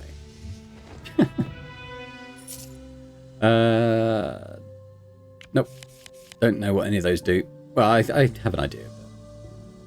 But don't know if I even want to transmute a card at this point, because I could try transmuting that potency one, actually. I might get a good option. I'm just not... Where is it? Oh, it might be cursed, which will mean I can't get rid of it. I wish you could back out of these if you didn't like... If you sort of regretted your actions. Tell you what, I'm not using this card, though, so we get rid of that. I tell you what, this can be good, because you can play another card for free once you've got it active. Now, I've got that big 3-cost card that I'm sort of reluctant to play a lot of the time because it's so expensive, so that could help with that. Alright, let's get going on the story. You spot a piece of cloth hanging from one of the gnarled trees, strangely illuminated amidst the dense swamp fog by a gathering of dancing lights who seem to study the object with some interest. As you approach, the lights turn into an angry buzz like a swarm of hornets and attack. These little will-o'-the-wisp things. So these guys, if you don't kill them in one turn, they return to full health, so you need to try and do a lot of damage in one turn if you can. I'm going to take that, because they do damage. And let's fire. Is it even worth? Yeah, because the burning stays, even if they return to full health. That's actually going to... Oh no, I keep forgetting it doesn't double. So yeah, but their maximum health does come down by 5 each time they do that, so eventually you'll kill them. Hopefully this turn. So if we... I'm just thinking I can kind of show you how this works, but it would... I don't think it would allow us to kill them. So let's just do that, double that, and then we'll...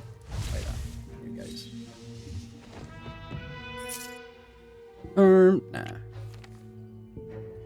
As you're ready to strike your final blow, the wisps disperse and scatter through the marsh. We tell, master, we tell.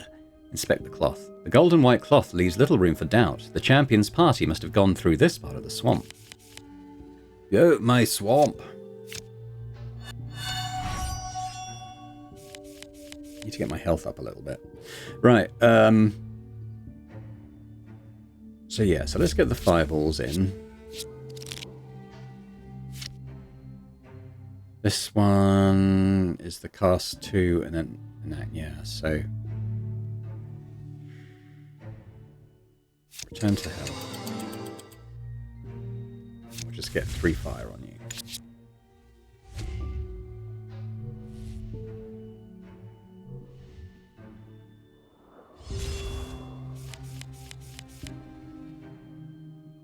Get a mana. I think it's actually worth playing this now, because I think the 3-cost card is going to come up. I'm not going to use it right now. So this is like just a free cast, basically, isn't it? Attune to fire. And then burn a card. Stuff will happen. Oh, okay. You can double your burning. Oh, we've got a free version of this now. Alright. Oh, whoa! Stuff's happening. I think what's happening is a lot of fire cast cards happening. Killing it. There we go. Right, we've got another one of those things.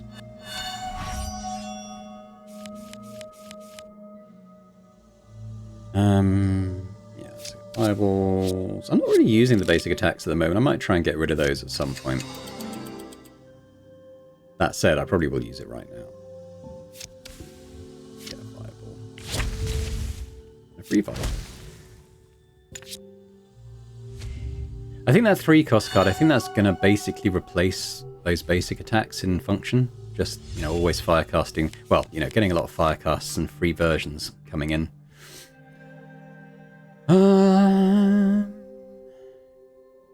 Got it a burning. I think I'm probably going to play that. And then that. And then he's dead.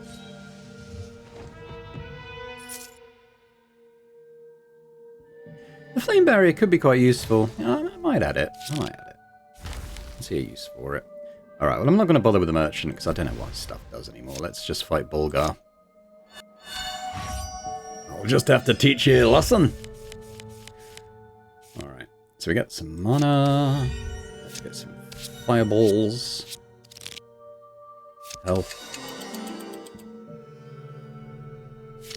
That's not my upgraded fireball, so let's just do this. Free one. Cast that. Do it. Oh, he's dead. Just like that. And we level! Hurrah! 500 gold. I don't know quite how useful that's going to be for us, so yeah. Replace your weapon and basic attacks with the Fey Wand. At the start of your turn, gain Delirious. That sounds terrible. Your magic actions deal additional damage equal to your intellect. That could be really good. Okay, well, let's roll this. 4 damage against frozen. No. Upgrade all basic attacks by 5. No, thank you. Draw 1 card per round. No. No. Okay, so I think it's Sharp Mind. Magic actions deal additional damage equal to your intellect. So extra 3 damage for all those effects. That seems pretty good. No to those. Enough! The old man sighs as he leans heavily on his staff. Now you must be out of practice, he mutters under his breath. Tell me, why are you invading my garden? Can we please just go about our business? I'm looking for the Dawnbringer. The Dawnbringer? Bolgar scoffs and steadies himself somewhat. Has it been that long? He and his army did come through my garden. As much as I'd like to tell them otherwise, they headed straight for the mountains and my charming new neighbours. New neighbours? Some less a fiend, nothing like a Bala or archdemon. They're powerful enough to cause real trouble, but she did take some of the bandits that normally roam the outskirts of my swamp. I should thank her really. An army? They look like zealots to me. Then again, most of you humans do these days. I stay clear of them. The occasional brigand or demon I can handle. But these self-righteous fanatics looked more like trouble than they were worth. Oh, that's helpful. The old man shrugs. As for our misunderstanding, I still find myself at your mercy, Arcanist. Why did you attack me? The old man narrows his emerald eyes. I'll live out here to be left alone, Arcanist. When humans come trouncing through my garden, it is rarely to leave me a fresh loaf of bread. Bandits, soldiers, would-be heroes, all think me easy prey, and most of them end up fertilizing my plants. Bolgar can't help but chuckle as he pokes his gnarled staff at a skull in the dirt at his feet. No harm done. I didn't care if it was mercy, curiosity, or greed. You've made a wise decision, Arcanist. As a token of my own good faith, I shall return the favour. It seems fate has a funny way of catching up with me, and I'm inclined to answer its call this time. I can share some of the arcane knowledge with you, for a price, of course. Arcane knowledge? The old man nods. Aye, the imbuing of an enchantment is a powerful but expensive process that allows you to have an enchantment from your deck be active permanently. The enchantment card must be in your deck and must last longer than a round to be imbued. The card is removed in the process. Can you imbue something now? I didn't possess the required materials right now, but once we venture beyond my garden, I'm bound to find something I can use. Alright, where do we need to go? Bolgar nods. Well, we could follow on the steps of this Dawnbringer through the mountains over yonder, or try to get to him via other means. The choice is yours, Arcanist. Alright, let's go. So, although, there's demon invasion there by the look of it, but I want to go to the Temple of the Pyre, because enemies here inflict a lot of fire on you, and we just so happen to be immune to fire. So, I think that probably is the sensible choice here. At the heart of an active volcano, an ancient temple stands carved from the powerful magical stone of the fiery mountain itself. Why the Dawnbringer would be interested in this ominous and until recently desolate site is yet unknown. Okay, here we go. Could go straight to an elite. That'd be fun. Probably unwise. It might bring the run to an immediate end, but I've never actually died to this guy, so first time for everything, I suppose. Let's sort of get our usual initial things going off there. Not much point playing that now. Let's see if I can burn a fireball. Yes. Free one. Now we can do that. I mean, you won't be able to read their cards, but a lot of the stuff they try and do is to stack burning on you, so hopefully we should be fairly okay through this area. I'm guessing this one's cursed, so I can't remove it from my deck, unfortunately. It's not a huge deal. 3 of them. So I'm thinking fireball kill. That card that activates their burning is amazing for this build. It's another mimic. Opportunity. We're going to do opportunity. Sudden insight. You realize the hardships you've overcome haven't slowed you down yet. You feel stronger for it. This gave me plus 10 max health. Nice. I'm going to do another one. A tome floats a few feet above the ground, its runes glowing a bright purple. The pages inside the thick leathery binding turn by themselves as it whispered, Secrets. Secrets. I think this gives you a random talent, so I'm gonna do it, and it gives you a thing you have to remove at camp. That's fine. What? Concoct card unlocked. Why do I want one of them? What am I doing? I don't know what this is. Am I removing a card? I don't know what... Oh no, it's made it curl. I can't get rid of that now. No idea what was happening. Now I'm stuck with this bloody card. Tell you what, if we find the guy who buys cards, we can sell it to him, I think. Oh, okay, let's add... so this is a different option. Maybe because we're playing a smarter character, but it says we can be smarter. I wonder if that's going to raise our intelligence even further. It might do. What does it give us? Oh, what were you doing? What are you doing? Oh, it's an upgrade. Okay. I might upgrade this card. I mean, it's going to be an important card for us, I think. I haven't really got to the point where I can play it reliably yet, but... I think... Yeah, I can't remove that bloody card, unfortunately. So let's just heal. Do an opportunity. Eventually we should find the... I don't want these guys. They randomize your card costs. Can be fun, but I think we've already got enough chaos going in here. What does this do? Oh, this one gives you a random keyword on a card. It can be useful. It can be awful. Let's... maybe we'll risk it. Are these the same? I think they're the same. Let's try out on one of these cards. What does it do? Don't know. We'll have to click on it to find out.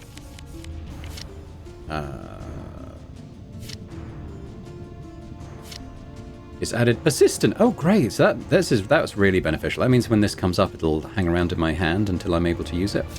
Which is really good for those cards particularly, because, you know, if you can use those, you do want to. Now, Bolgar's interesting. I can memorize a card for them. I don't think I've got any enchantments yet, so that's unavailable. But I can memorize a card. And... maybe I could memorize this. So this one will always appear on my opening hand and hang around until I want to use it now. So that we'll do that. Let's fight an acolyte.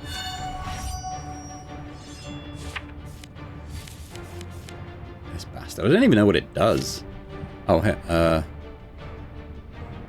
it's memorized as well. It's always going to be the first thing I draw. What does it say it does? Oh, it's going to give me vulnerable each time. Take 10% more damage from each action for each stack, and it's given me 3 stacks. My run might already be almost ruined. Let's hope not, though. I'm going to keep that one hanging around. I'll return to this.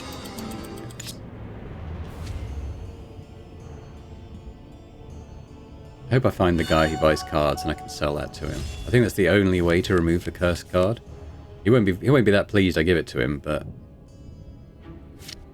oh, this is my upgraded fireball, so let's do that. Oh, he's dead. Why did that cast twice? I'm unsure. Something's going on. It's hard to tell when a lot of the stuff you can't read. Okay, what does this do? Sanguine Shrines convert the energy cost of a single card to blood energy. Oh, that's really good, because you know what I'm going to do? That 3-cost card is now just going to cost me health rather than mana, so I can cast that whenever it comes up. At the cost of a bit of health, but I think that'll be fine for us. Let's do a Pyrite Master. Is it Pyrite or Pyrite? I'm not quite sure. It's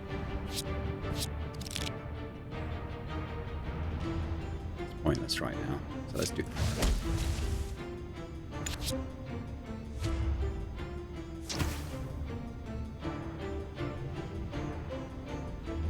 All this stuff. Yeah, so let's do this. So it's basically free to cast now. It only costs me 3 health, which, you know, whatever. That's pretty good, but let's not play it right now. Let's play Fireball. Oh, he's dead.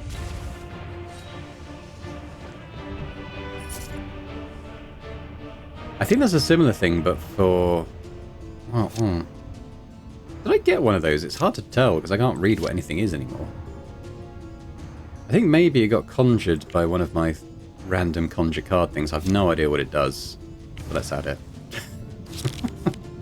I tell you what, we probably need to know if it's Firecast or not. It's another cursed card. At the end of the turn, take what? And I guess it inflicts some kind of burning. I've no idea though. I'm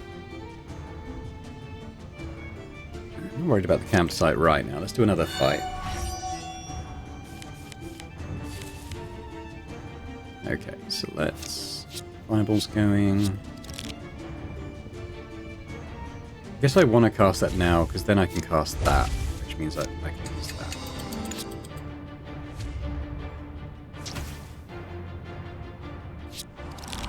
Oh god, he's added something else. That one hopefully isn't cursed, though. It might even get removed at the end of the fight, I'm not sure. Alright, well, do we see what this does? Absolutely nothing. So whatever causes that to activate, I haven't got it. It might be if they're already burning, which he doesn't seem to be. Let's firecast that.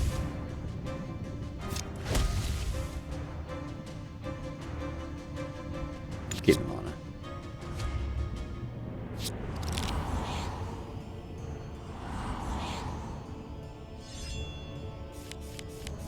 The guy who buys cards, I'm pretty sure you fight.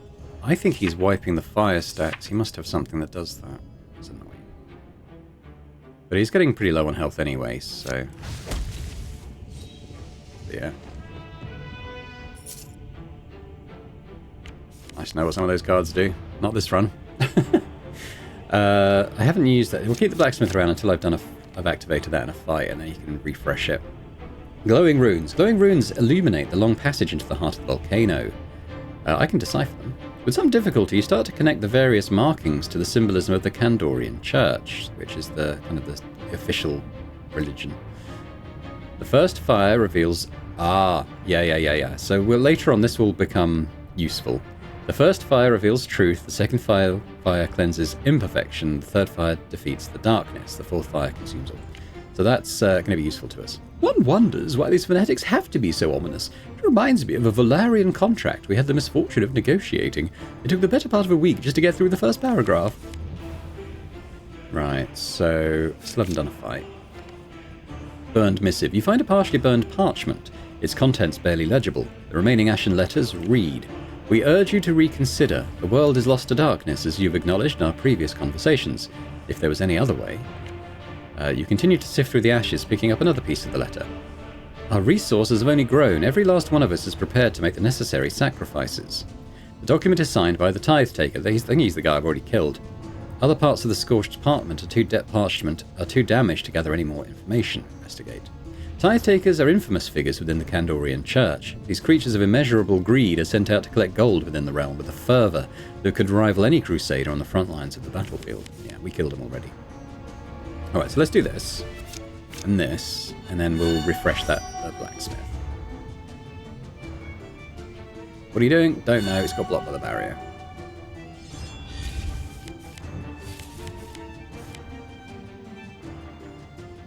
Let's go to fireballs. Okay, take that. And we'll get... Okay. Oh god, it created two whatever the hell these are. I think it's poisoned me. I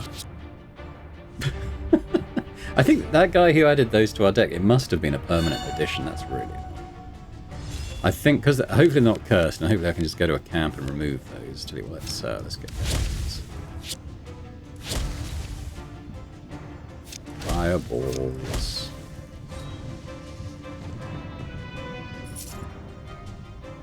That's pretty okay. Right, yeah, so let's refresh the... might as well upgrade a card too, which is my good fireball.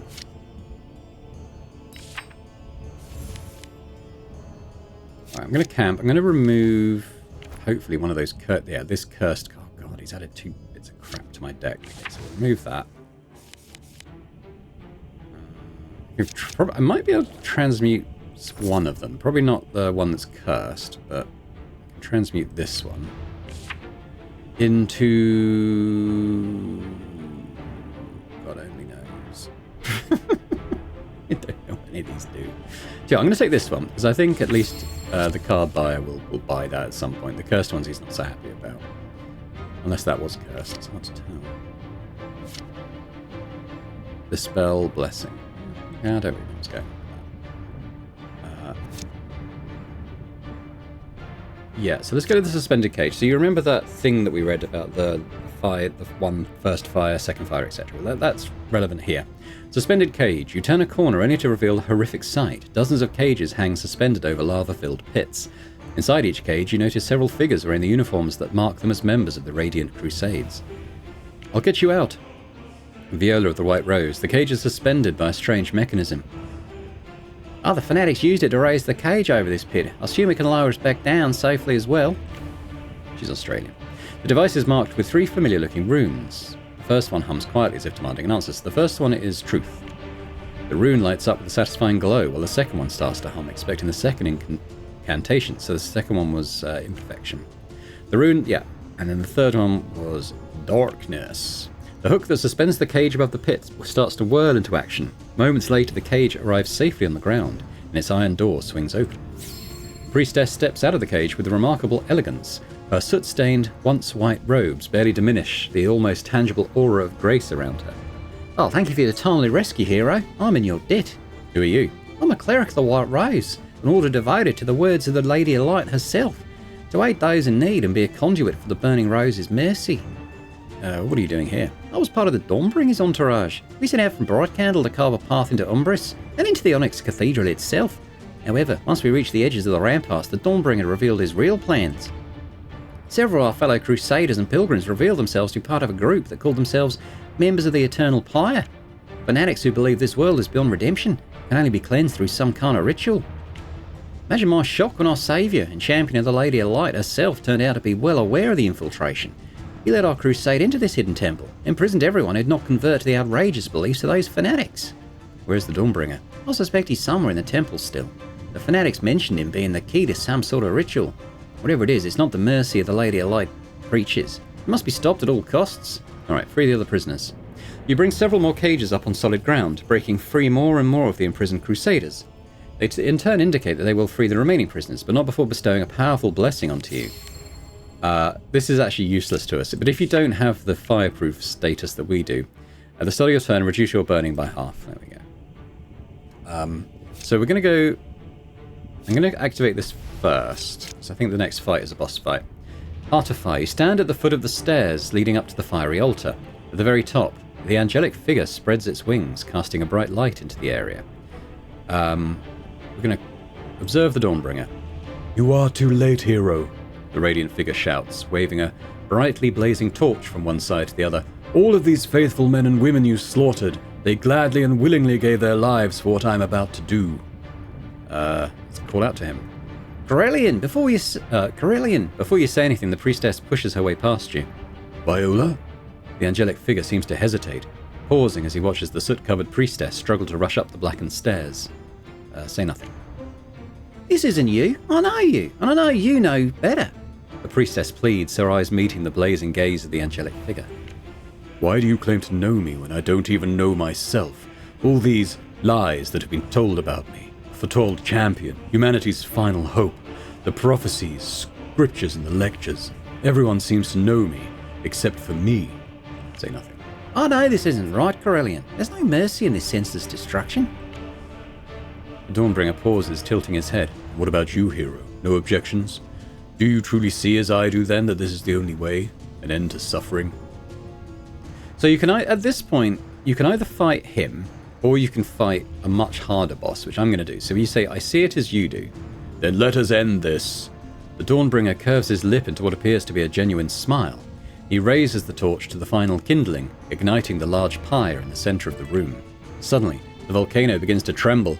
The burning fire at the very center seems to get more intense with every passing second, consuming the Dawnbringer as flames lash out wildly until the inferno itself seems to take shape. We're going to fight the Avatar of Fire, which is a phoenix. And as expected, this revives a certain number of times, I think. We're going to have to try and do a lot of big damage to it at one time, as per some of the other guys before. I don't know what this does. Let's cast it. Oh, this is placing something on top of our pile. Okay, so... another one of those, probably. Oh, it just draws it then, does it? Okay. Well, do that. Oh. Fireball. We can cast... I think... this isn't Firecast. That's not Firecast. I know the crow is. Maybe I'll just do that. Boom. Let's get another one of those coming back next time. Now we might as well return to this level of health next time. I'm not quite sure what the bird's going to do to us. I think generally it tries to stack a lot of fire on you, which isn't going to help it at all here because I'm fireproof. Okay, so it looks like we're going to kill it, but I think that's not going to happen. It comes back. It comes back to 1 health. What does this do now? It seemed to add 10 to its burning. I'm not quite sure why 10. Let's pass that. Something happened. This question mark egg. So I think yeah, we're going to have to do a lot more damage to it, I think, because of its, you know, what a phoenix does. And I think we all probably know what a phoenix does.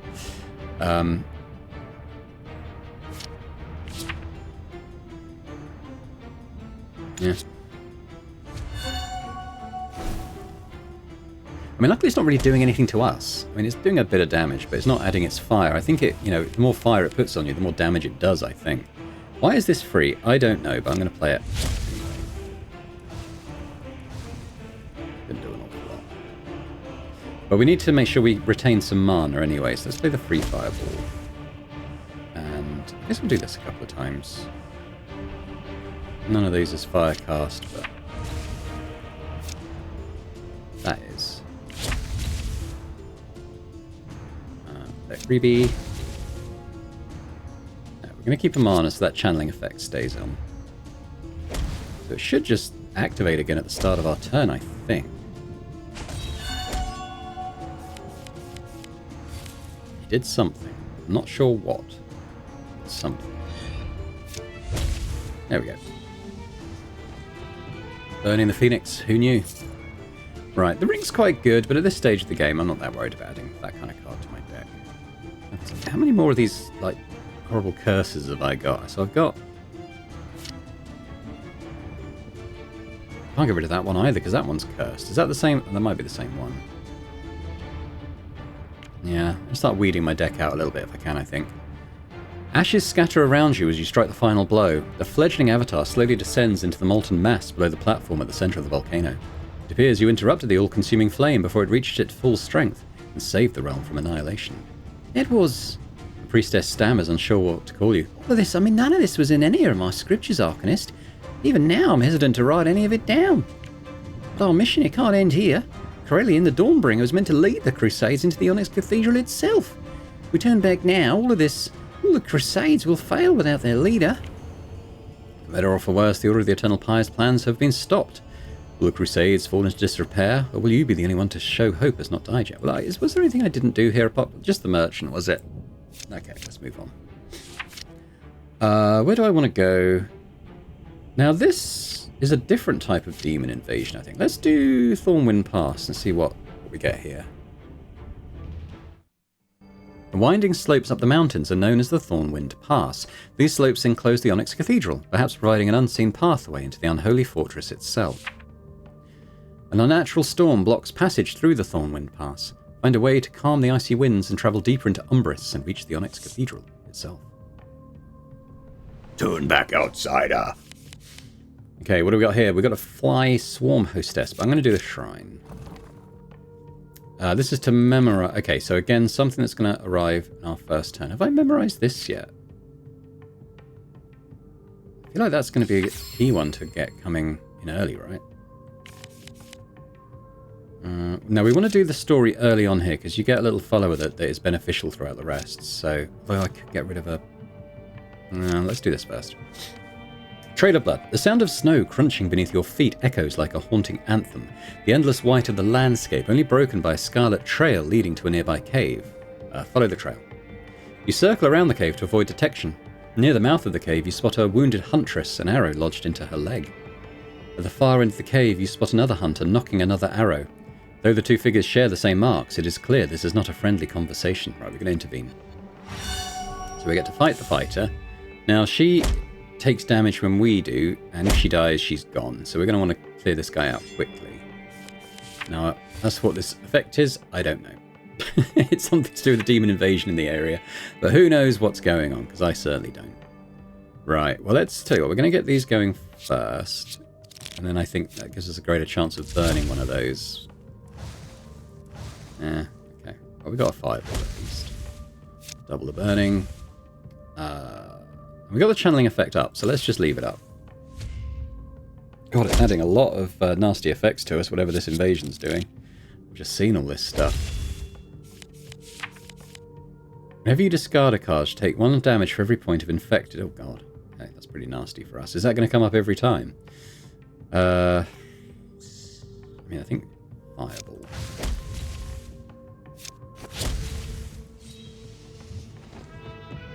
Oh, nearly a level. Don't know. For the other two. You can't hide forever. The tracker makes a gesture towards the wounded huntress before going limp. Huntress Mackie. The huntress grunts as she pushes herself up, leaning against the stone wall of the small cavern. She spits on the dead tracker's corpse, then tightens the grip on her bow. You have no idea what you've gotten yourself into, stranger. Are you okay? I'm fine, stranger. You best worry about yourself if you plan on going through the pass. Who are you? I am Mackie of the... She pauses and relaxes the grip on her bow. Just Mackie. What happened? Nothing that concerns you, outsider. The huntress takes an awkward step forward, then grimaces and pauses. What about you? There's nothing up here for you, nothing good. I need to reach the Onyx Cathedral. Mackie hesitates for a moment, looking you over. Then we are equally foolish. She smiles and puts another foot in front of the other. But as fools, it's best we stay together until we get back to my village. Try to keep up. Opportunity. I need the guy who buys cards. You encounter a small lake, frozen over by the harsh winter. At the centre of the lake, a tall statue reaches for the skies. A twinkle from between her outstretched fingers catches your eye. Look closer. As you look closer, the twinkling appears to be a steady stream of solid gold flowing from between the statue's hands like a fountain across the lake. The ice cracks and underneath your feet, snickering at every step you take. As you move halfway across the lake, the ice suddenly starts to give in. Keep going? The ice continues to crack and break underneath your feet until it gives in completely and plunges you into the icy water. Moments later, you find yourself back on the edge of the lake. In the distance, the twinkle of gold turns a scarlet red. Yeah, so you can do that. I think if you're very dexterous, you can run across before it cracks and get a bunch of gold there, but obviously, we're not that kind of class. Okay, let's upgrade a card. Let's keep going on our... actually, let's do this one now. Let's keep doing a bit of opportunity. Give me the card guy. A pair of glowing red eyes observe you from darkness. Approach. You! An imp with a big smile on its face reveals itself. Need some help? What do you offer?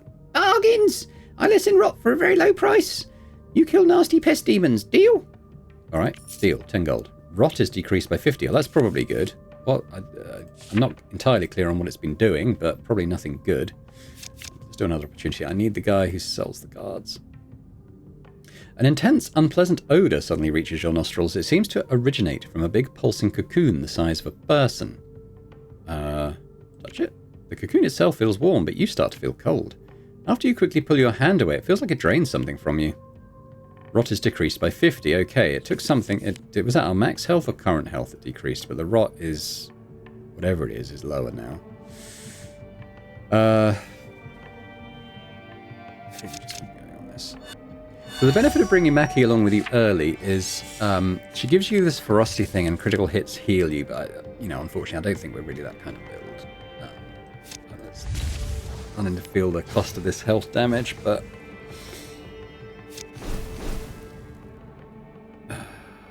I should have done the fireballs first, shouldn't I? Not much point playing that now. Somehow didn't manage to get any burning on her that turn. I wonder if she's immune to it. No, she's...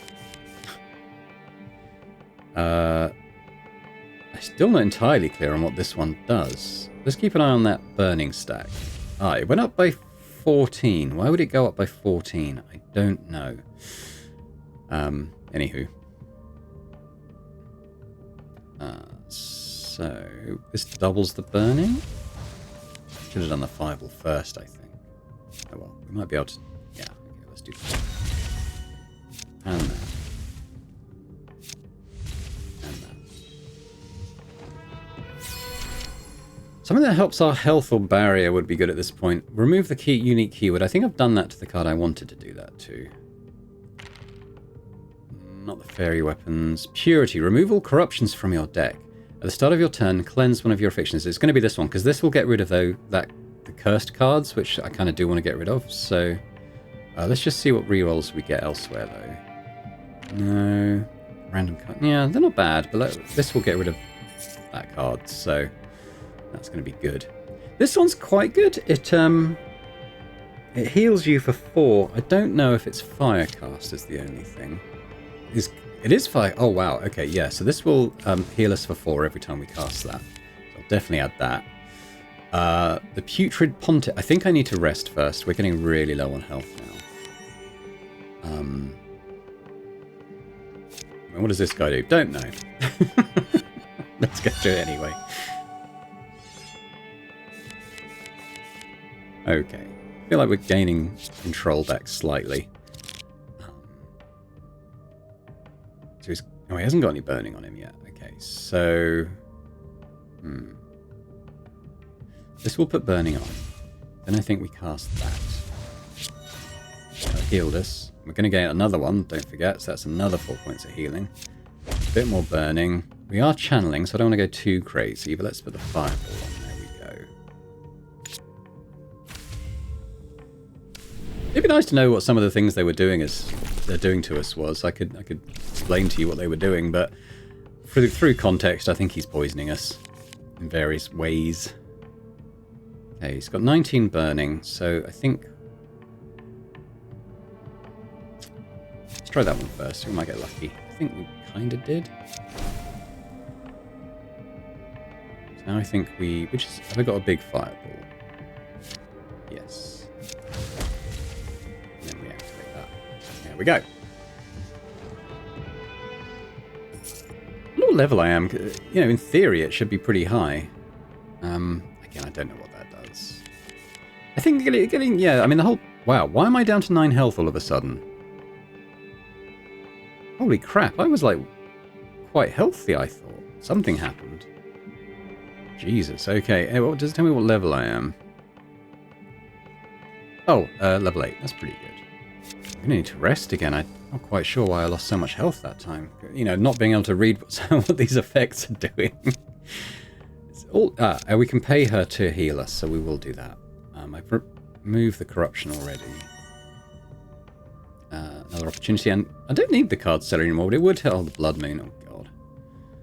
Don't necessarily want to memorize any more cards just yet. Let's fight a Yeti. Now, I think the Blood Moon gives them more energy, so it means he's going to get more attacks on us, but yeah, at least we blocked that first one. Now, he is impervious, so he's going to block the first thing we try and do to him. Let's do that. I think it's probably a good idea to return to current health. I think we cast that. We've got a couple of Firecast things, which is good news for us. Don't think that did anything for some reason. Did that. Now, I think we play both of these. I think that's... it's not going to quite kill him, is it? Well, 20... It's going to go to 20... It's going to have 1 health left, if I'm reading that right. Yeah, it's a shame. Oh well. We should return to our previous health, so regardless of what he does to us, we should be okay. There we go. Oh, because he died on his turn, it doesn't happen. That's annoying, that interaction. I think it should count as the start of your turn if you've got that active. Otherwise, it's a bit pointless when you're killing things quite efficiently. Ah, the collector. Perfect. Okay, hand over a card. Give me money for... What do I want to get rid of? Probably this one. This one doesn't do anything for us, does it? So... It's a plain looking thing, but he gives us a health potion and a bit of gold. The main thing was to remove the card. Probably the blacksmith, because we can upgrade a card. I think we're doing this one now. Refresh that.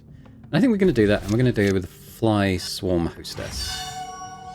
What is she doing to us? Nobody knows. Let's do that. Let's attune to fire first. Then we'll cast this.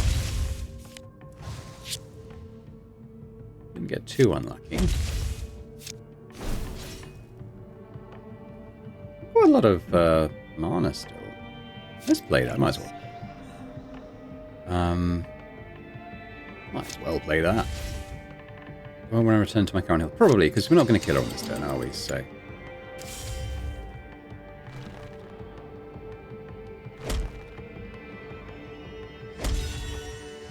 We kind of did, but it seemed like we got health anyway. Not sure why.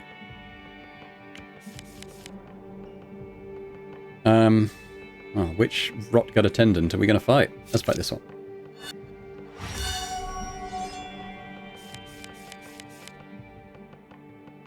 Okay, fireballs, fire attune, this thing.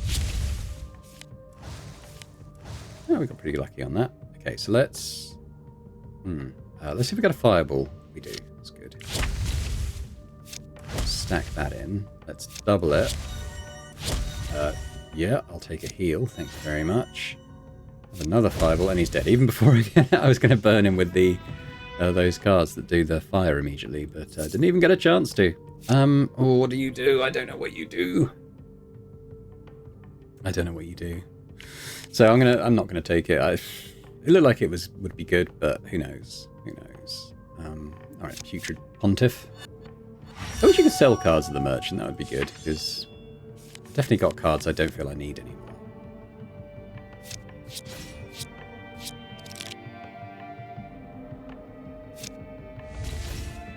See what results we get here.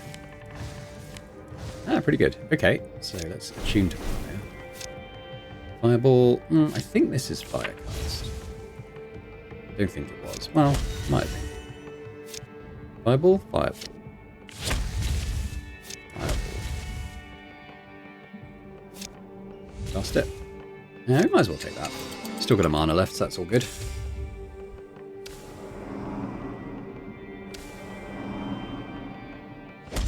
And he's dead. And we leveled again. Hurrah! Okay, what do we got?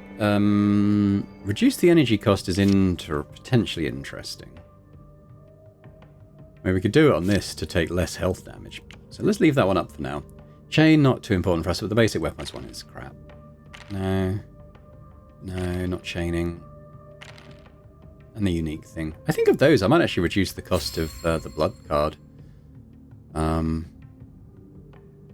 Yeah, because it'll be doing less damage to us when we cast it then, won't it? Or is that good?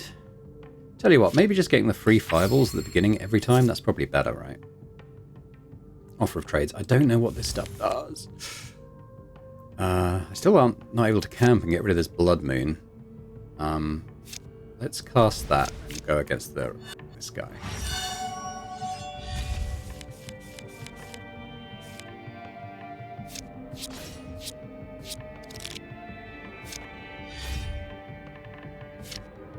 Strong fireballs.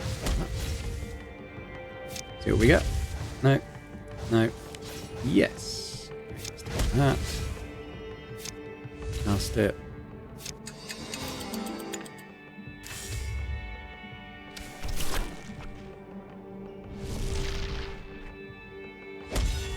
Oh, wow. So I think that seems to be maybe casting your thing at the start of your turn as well. I'll probably look it up after this run, but all I know is it's beneficial. I'm still not quite sure what this one does. It seemed to add 22 stacks for some reason. Is it double your barrier or something, maybe? Not sure. I'm going to try and work out this stuff through context clues. There he goes.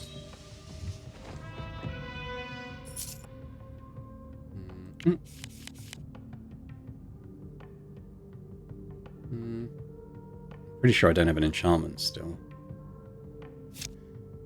Let's keep going. Abandoned village. A dark plume of smoke cuts above the horizon, painting a jagged scar across the sky. With every step towards the village, the scent of death assaults your senses even stronger. Look for the cause of destruction. You look around the now demolished village. Smoke still rises from various collapsed huts and buildings, creating a grim picture of the devastation around you. Continue. I thought this would get your attention, sister. A solemn figure shouts, stepping out from the smouldering buildings as he spins a bloodied spear between his hands. You monster! Mackie shouts, placing another arrow on her bow. Try to reason with the man. The figure pauses, his deep, bloodshot eyes gazing at you, then back at the huntress at your side. Consorting with outlanders? Then you are as lost as father said. The man growls as he readies himself for combat.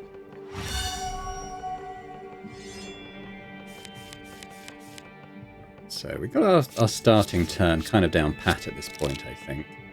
But I'm going to use that. Heal up a little bit. Let's do this. Not a bad result. Let's get a fire attunement on. Let's look for a fireball. We got one. Boom. Let's get another fireball.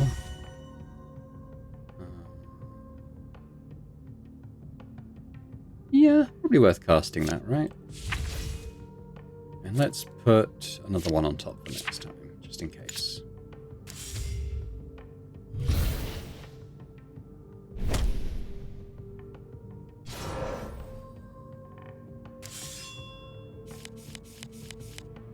Now that didn't seem to cast... Oh, I lost it. I didn't spend my mana though. Did he cast it? He might have cast an interrupt action. It's hard to tell, which robs you of the mana, which would have stopped my channeling. Oh well. I guess that's why I didn't tick.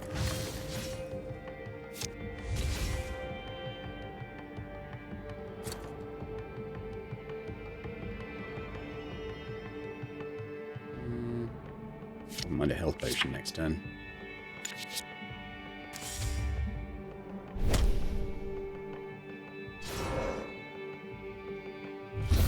Actually, he's going to die, isn't he? And I'm not going to get a chance to use it.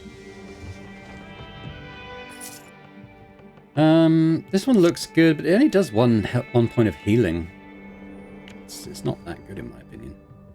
The young man falls back, his eyes no longer filled with the bravado and hatred they radiated just moments ago. You betrayed us. Mackie, what's he talking about? Lies, a poison affecting his mind like so many others of my tribe. Weak, like my father. They live in fear of the demons we have sworn to keep at bay, and cannot see the evil already among us. Kaya spits black blood into the ashen snow. I've seen all I need to, sister. Of you and the outsiders that have twisted your heart. End it now and grant me a warrior's death. The huntress raises her bow and looks conflicted. Let's offer mercy. I've seen the effect of demonic influence. Whatever your brother succumbed to, it appears to have faded. Perhaps he is not yet beyond our reach, Mackie. Mercy, do not preach to me, stranger. It would dishonor him more than the cold grace of death. She replies, then seems to pause regardless. The huntress looks at her bow and then lowers it again, extending a hand in its stead. The young warrior looks equally confused at first, before placing his hand in hers, pulling himself up to his feet. I... The warrior growls, then drops his spear into the ashen snow. What is happening, Mackie? This anger, this butchery. You are right, this isn't us. This isn't our way. Will either one of you explain what's going on? You are right. It is time I confide in you, Arcanist. I did not want to involve you in our family feud, but it appears I underestimated the corruption that has befallen my family and my tribe. Things are not as they seem, Mackie.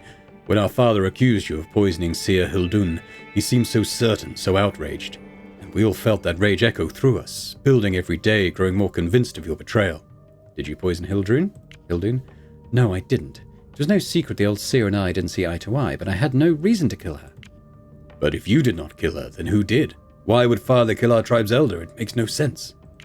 Confused, the young warrior reaches for his chest and snaps off the leather cord hanging around his neck. Whatever answers we might be looking for, you will need this, sister. Take it. Even the symbol of our tribe is now broken. How symbolic. Mackie murmurs, holding out one half of the amulet. Amulet? This once powerful amulet guards the frozen heart leading into the pass. It was our sacred duty, the duty of my tribe, to guard this pass from the evil emanating from the cathedral and Umbris itself. But it seems in the end it was not enough. Can the amulet be mended? It can. It has been broken in the past, but it is the rift in our tribe that really needs mending, and soon, or we will leave the entire pass vulnerable to demonic influence. Symbol? The leader of the Wild Scars is known by this very amulet. Now my foolish young brother has one half, and I have no doubt our father clings to his. And what about your father? My father, our chieftain, should have relinquished his position as leader of the Wild Scars to me. Instead, he used the death of our seer to push me out. Now he and his sycophants cling to whatever power they can as the tribe descends into chaos. And what about the poisoned seer? Seer Hildun was the first to fall to my father's scheming. Days before my birthright would see me ascend as chieftain, my father found the old seer dead in her hut. Then people started talking about her being poisoned by one of our own. Soon after, several of my tribesmen began pointing fingers at me, first among them my own father. A fight broke out, we fell back to this village and have been here setting up our defences. A tracker must have spotted me going out alone, which is where you found me. Let's go. I will stay here, Kaya says, clutching the wound in his side. Perhaps there is something that can be done for the survivors. Thank you both, and may the fourth Frostfather be with you, sister. Alright. So, this effect... okay, tell you what. We're going to light the fire, because I can actually remove cards from my deck here, which is going to be quite useful. What are we going to remove? I'm going to remove... I tempted to remove the bird, but he's okay. I'm not using this. Let's get rid of that. That's fine. And we heal. It also reduced like how much freezing stuff we take at the beginning of a fight. Let's do the hunter.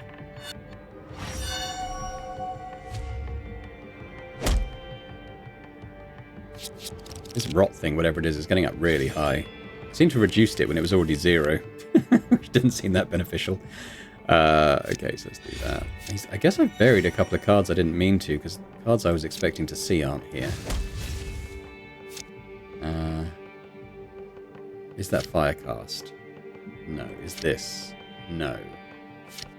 I don't know what this is. Can't play it. There's been a shortage of camps so far. I want to do one as soon as possible. Okay, let's take the healing potion. Let's get those in the deck now.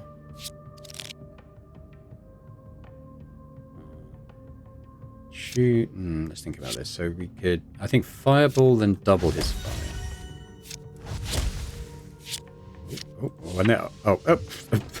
It was over before I could even really understand what was going on. Now, again, this looks like it could be useful, but I don't. Unfortunately, I didn't know. I didn't can. Alright. I'm not really going to buy anything here, but I just kind of want to get him out of the available choices. Oh, and it's just a dead end. Was it me, or were there no camps in this area? Annoying.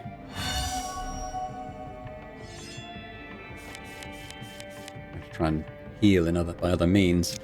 Okay, we're going to do that. Tuned fire. Pass this, see where it gets us.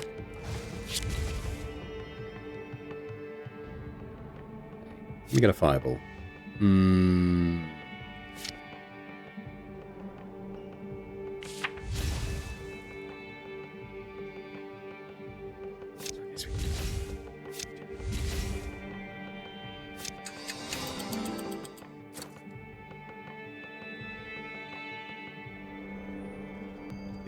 Why have I got... Oh, yeah, because we conjured some. Why have I got so many fireballs?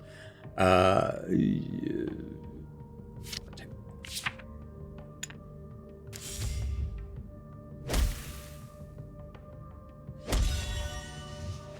I think it did do the heal that time. I'm not quite sure. We definitely healed a bit anyway. I think, do I want to memorize another card? I'm not sure I do. Like, it's... Our opening hand is quite strong at the moment. A winding set of steps descends into the maw of the cavern.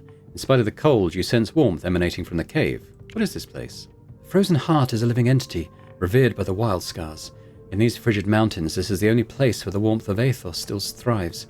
Without it, these lands would be truly inhabitable. Okay, continue. These hallowed grounds not only welcomed my tribe when exiled to Thornwind Pass, but embraced us, gave us warmth and a new start. Okay, I think I get the idea. Oh, we're healed. A rhythmic pulse fills the cave, drowning out the wind outside. A network of enclosed canals made of ice sprawls before you. As you descend, your body is wrapped with the comforting warmth, the heat radiating from an unknown source. Investigate a strange shimmer in the ice. Between the passageways, you notice a small rock protruding from the wall in an unnatural manner. You reach out to inspect the wall. Where your hand should stop up on ice, it simply passes through.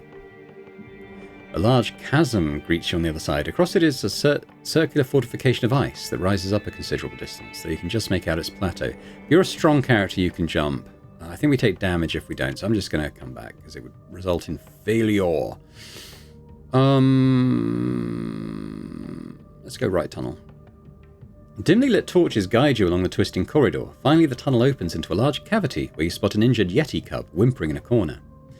Let's help the cub. You kneel down beside the cub and tend to its wound. Using some cloth scraps, you bandage the young yeti and leave it to recover. As you get up, you suddenly spot a far larger yeti gnawing on a piece of meat. As your eyes lock, it drops the corpse and rushes towards you, only to snatch up the cub and leap up along the icy walls with remarkable dexterity. The rapid ascent of the large creatures sends several shards of ice falling down. Along the broken Among the broken ice, you spot the remains of the unfortunate adventurer the Yeti was eating, and the hefty purse on the poor man's belt. I've got 50 gold. The halls continue to twist and turn alongside the underground rivers of ice water. The smell of putrid, rotting carcasses grows ever stronger. Something isn't right here, the huntress whispers, noting the desecrated graves as you move deeper into the beating heart of the sacred site.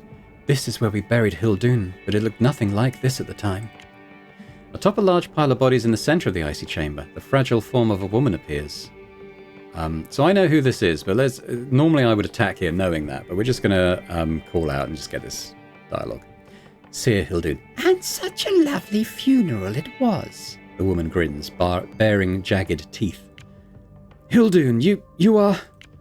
Dead? Oh yes, don't believe everything you hear, dear. From what I've gathered, you even had a hand in it. Poisoned too, such a disgraceful manner, she adds with a taunting smile. Lies! Of course, my dear. You still refuse to see beyond your own 2 feet, like your idiot brother and your weak father. Tools of something far, far larger. A new time for the wild scars, no longer the watchdogs of a world that doesn't care about us. And you, outsider, who are you? The seer's eyes turn to you as her head rotates in an unnatural angle. Are you just another tool? Or is there more about you than meets the eye? What's going on? Did you really stumble in here without being aware of our little family feud? The strong culling of our weak mulings who would have us chained to this forsaken place? And who are you out... Oh, okay. I've no stake in this. Oh, but you do, Arcanist. Once we ascend back to our rightful place, everyone will be asked to take a side. What is that larger power? Ah, so there is some sense in you yet. Power that could overthrow whatever demons chase you, Arcanist. You mean the amulet? Yes, the amulet. No doubt the wild scar usurper wants you to do her bidding. But it was I who could mend the amulet, not her. She clings to the symbol of a broken tribe as much as her foolish father does. We're going to decline her offer. Fool, you're no better than these wild scar weaklings and will die like the rest of them. Fight. Okay, let us begin. Let's first of all see if we can get a fire attunement. We do, so let's then do our fireballs. We can add a burning with that. It does cost one, so I'm not that fussed about doing it. But let's see what we get here. Fireball. Oh, got healing. And another fireball. Not a bad result. So let's do the healing. Let's do the fireballs. Where's she at? She's at 38. That's not too bad. Why don't we activate? And we'll do the health. And we'll leave it there. Queen of Decay has been summoned. Oh no. I've never seen that happen. No, this cannot be. Yeah, we'll leave that. We got a big boss fight now with this Queen of Decay. How? You are nothing but a fool, a pawn. Hildoon lets out a final shriek, blood spraying from her mouth as an arrow pierces her throat. Traitorous witch. All this talk of destiny was nothing more than a grasp of power. My tribe and another means to an end. I was wrong to mistrust you, Outlander. You have proven yourself as an ally of the White Scars this day. I thought Hildoon was dead. A ruse, apparently, one my father has bought into. From the state of this place, it appears it was all part of some ritual defiling this sacred place. I hope we stopped it before it was too late. Only time will tell if the past can recover. What of this power she promised? It is true, she was talking about the amulet, the Aurora Prism. As our eldest seer, she was well aware of its secrets. Secrets that died with her. I only hope it's more permanent than her previous demise. Only she... what of the power she mentioned? Only she possessed the power to mend the Aurora Prism after it got broken. I fear that power is lost now. I'm sorry for not telling you this sooner, Outlander. Ah, don't be so sure. Rhaegar states, inspecting the corpse of the dead seer. I don't think Hildoon's secret's quite dead yet. I will know more if we get the other half. And where is the other half? The other half will be in the possession of my father, holding out near the gates of the pass. Okay. Now, okay, so what does this Queen of Decay thing mean? Because there's no one here. Okay, let's discard another card and light the bonfire. Let's discard... What are we not using? Probably the basic powers now, right? They're not doing a lot for us at this moment. Yeah, I think we get it. heal up. Full health, rather nice. Yeah, okay, so I don't know about the Queen of Decay because we're not getting her. But let's fight old Gorn here, the grizzled chieftain. So you must be the stranger roaming my lands my hunters have told me about. Good, good. I was getting bored. Mage? The old man narrows his bloodshot eyes, 2 large axes dragging down the snowy trail behind him. The huntress looks both horrified and determined at the sight of the old chieftain. It's too late, father. There is no forgiveness for... Enough! You shouldn't have come back, girl. The chieftain pauses for a moment, lifting one of his axes in your direction. But now I see. You've come bearing gifts. Our new allies have been whispering about a certain Arcanist. Perhaps you aren't the useless pup I thought you were. Now, let's bring this happy reunion to its inevitable conclusion. You dare defy me? Yes, and we're going to burn you. So this one doubles the barrier. So it should... Okay, so if I'm reading this card right, we should 20 stacks of burning? No. But it looked like this decrease, so it's possible he's blocking it in some way. Let's do that. We got 1. That. We might as well add the potency. We've got the mana to keep the channel going far. Okay, so we can't at this point do any more damage to him, but I'll add that so he can't do permanent damage to us either. I think he only takes so many hits, and then he puts this big frost shield up. That means you can't hurt him, but he's just taking a huge wallop of damage at the beginning of our turn.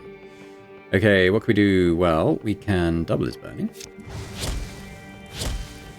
There's all kinds of stuff going. I bet this is when you do like a firecast spell, it like auto casts something or draws, I don't know. But in any case, he is going to be very, very dead. It'd be nice to know what some of these cards actually do. We're kind of just guessing for some of them. The old chieftain slumps to the ground, his dimming eyes focused on the snowy horizon. You chose this path and I have chosen mine. Mackie rests her hand on Gorn's lifeless body. As she stands, Mackie removes something from the corpse before turning to you. And for you, my friend, for all you have done here, I offer this as a token of gratitude. Mackie reveals the other half of the amulet shard. It fits perfectly with your half. Unfortunately, we don't have the means to repair it, but may it be a reminder of our journey together. Fortune smiles for us today, as you happen to be in the company of the greatest blacksmith on Athos. Give me a few moments. There we go. So he's repaired it. And I don't really know what this thing does. Even like when you have the text on the card, it kind of says it uses energy in unpredictable ways. And I'm going to be unable to work out what it is, certainly in this playthrough, but it seems to be positive. So, yeah.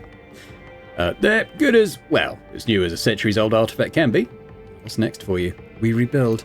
There's unrest within my tribe, those swayed by Hildun and my father. I will unite the survivors who fight and help my tribe find peace once again. Thank you for everything you've done, Arcanist. You always have a place by our hearth. More importantly, take my blessing for the trials ahead. You've done more than I could have ever asked for. Let's explore some more. I'm wondering if this Queen of Poison's going to appear. She doesn't. Let's see if memorizing a card makes any sense here.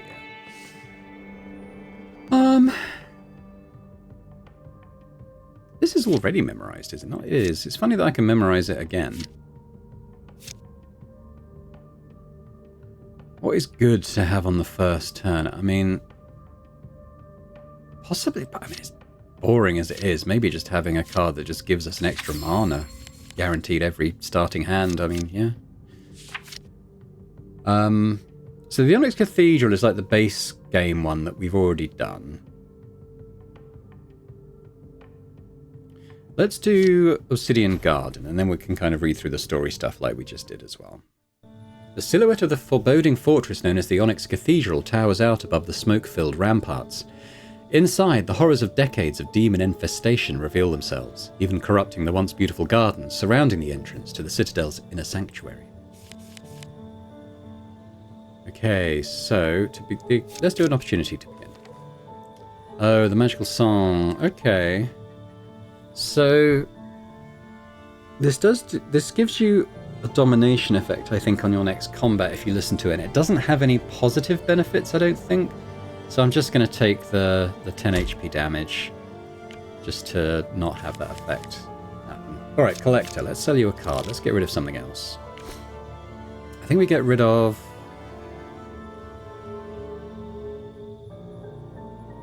may get rid of this one because we get a fire attunement anyway from this card. I'm not really using this one, so we'll get rid of that.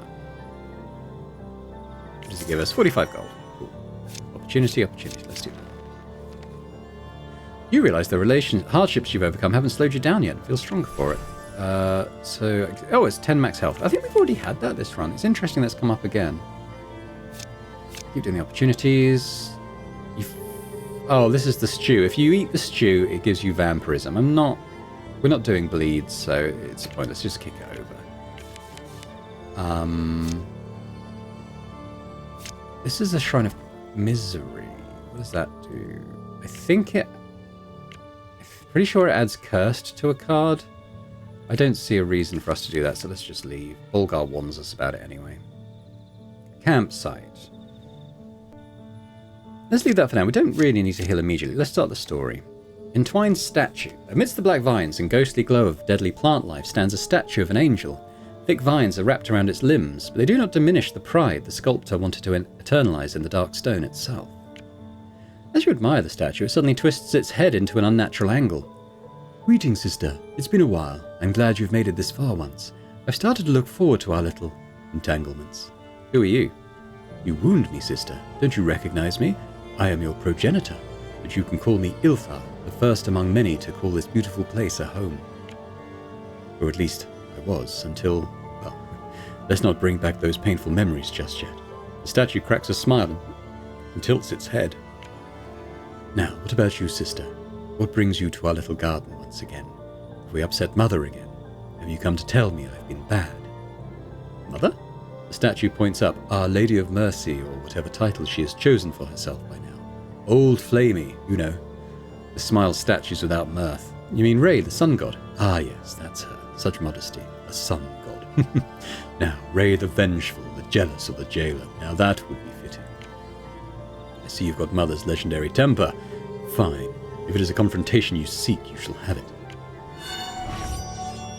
We got a fight. Now this is a bit annoying because he alternates what he's immune to, and he's currently immune to ranged and melee damage. But it'll flip to magic damage, so I think on this turn we kind of want to do as much as possible to him, or our attacks are going to be fairly pointless.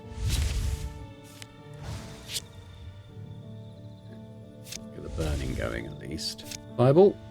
Fireball. Fireball. Fireball. Then we make it happen. I'll take the health thing. As for what we want to see next time...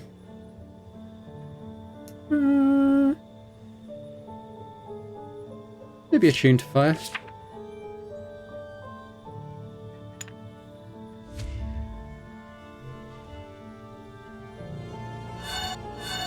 Yeah, so we've flipped to magical damage now, so I'm interested to see what happens with the burning we've inflicted. I'm not quite sure how that's going to interact. Let's get a burning. I think the stack increased. Let's see, I've got barrier, he's got fire. What happens here? It does nothing. Why does it do nothing? I don't know. I wish I knew. Okay. Let's try this. And that's almost a kill. Yeah, the magic damage block. It blocked the damage, but I think it added the burning. Maybe it didn't, I'm not sure. But he should be dead at the end of this turn anyway. Yeah. Another level. Okay, the unique thing, no. So let's flip that. Random enchantment. Transmute all your basic attacks into different cards. That seems like a singularly bad idea. Add a grimoire. Maybe. There's nothing better. Whenever you spend mana, gain 2 barrier. Yes. Abso-bloody-lutely. Let's see what else we get.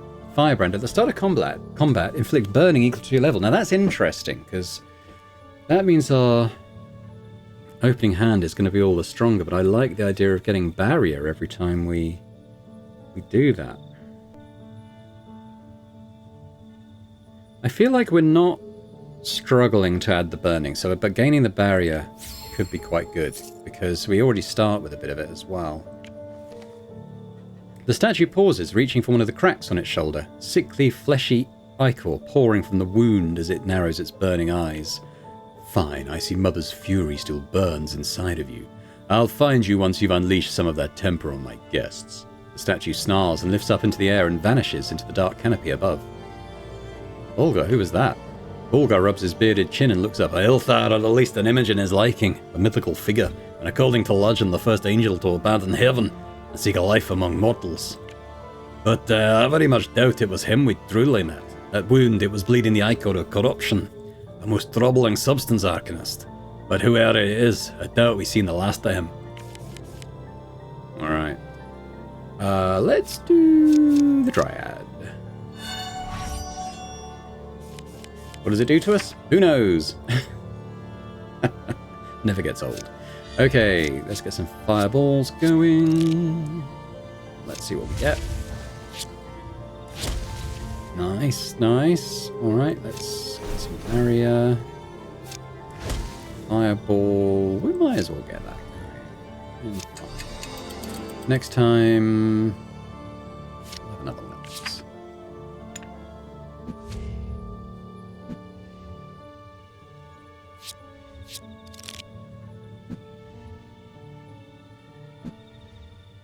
Gaining a lot of evasion, but that's not going to help them with the fire damage, so... Not concerned in the slightest. I'm going to put this on because I think its effects might persist into the next combat. I'm unsure on that. Burninate them. No. Should we do the elite? Yeah, let's tick that and do the elite. What does it do to us? No idea. It is, however, immediately burning. Because our barrier does it. That's quite good. So actually that would have been plus 20 if we'd taken that other thing. But it's fine. It's fine. Mana. Fireballs in the deck. Let's try and cast them. Oh, got one. Whatever this is. It's green, which says it's going to happen, whatever it is. It might be to do with the focus, actually. Is this going to add 22, which would take it up to 39 burning? Or 31, so added 20. Which again suggests the barriers. It might be something like, if you have focus, add your barriers, double your barriers worth of burning to it, or something along those lines. That's what I'm going to guess it is. I guess what that's interacting with. I can activate the burning. It's not going to do an awful lot. It's got such a lot of health, this one. Let's do that. I can play both these, but I'd lose my channeling effect. I'm going to play the prism, kind of just try and guess what it does. And next time we'll do another one of those. I guess we'll leave that.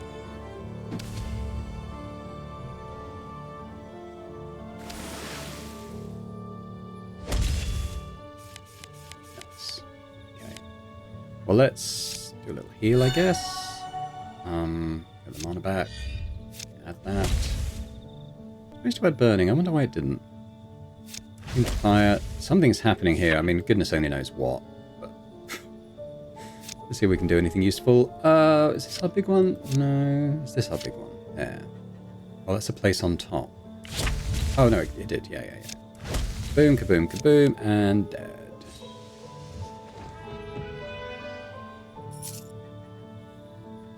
Leave those. What shall we do? Let's do a Blackroot Hate Vine.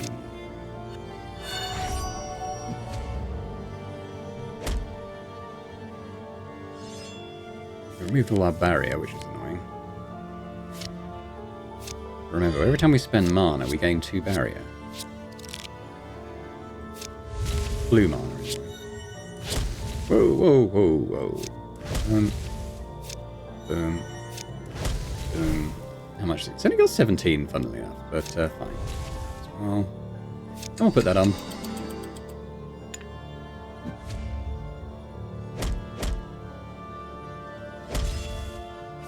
We do get the health back because it's still alive. Yeah, okay. Double is burning. Oh, got a fireball. Good stuff. Okay. Oh, we got a shrine. Let's check out what the shrine is. So the Shrine of Levity is one of my favorites. It makes a card 1 energy cheaper to use, so what makes sense to potentially make free, or just make a lot easier to cast? Is there anything we're struggling to cast because it costs stuff?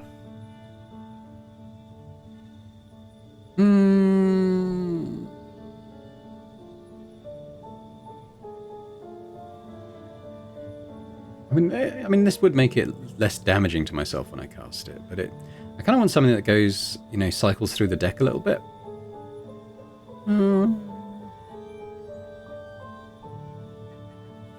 I might make this free, you know, because then whenever it comes up, we just play it, and there's never a downside to doing so.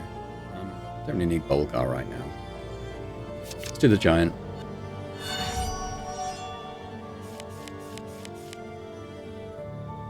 Yeah, so pretty much about that. Every time it comes up.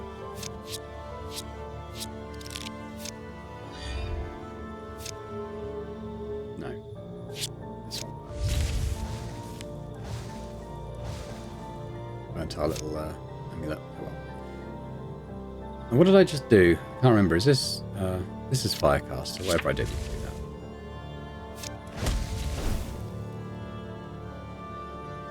Seems a bit pointless activating 2 burning. Is that what I managed to do? Let's add a big fire next time.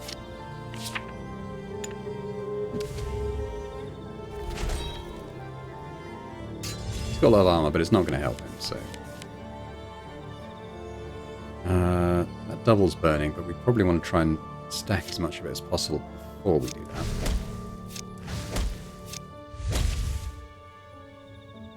Now we double. Keep going, keep going. Now we cast that. 37 damage. We probably want another one of those next time if we can. We can't.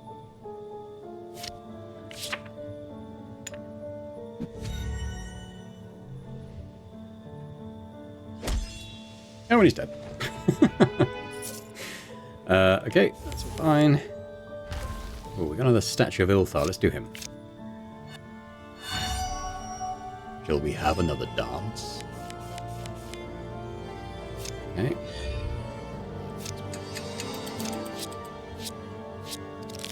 We do in terms of burning.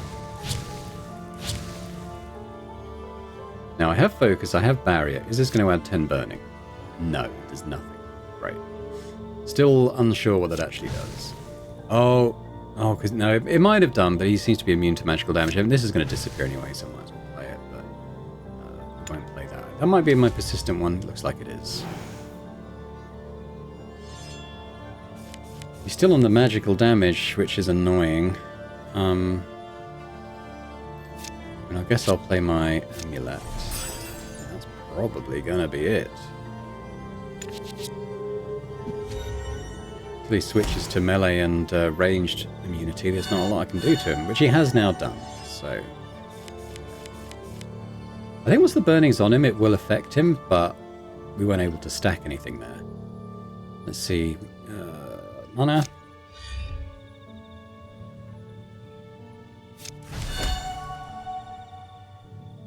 Let me try and get some Firecast stuff going on. Okay. Still doesn't have a lot of burning.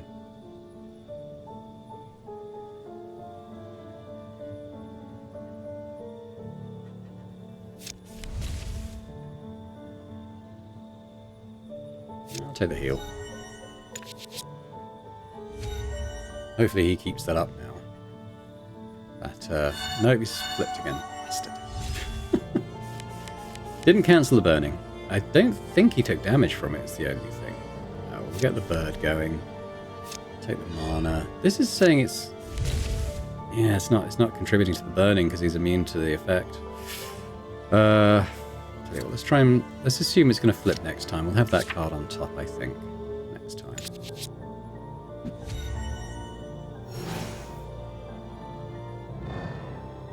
Flip it. Nope. He takes the burning he's got, so eventually we'll whittle him down, but until that happens, it's just not a lot of point in any of this. I'll take the heal, I'll take the mana. Just wait. Now...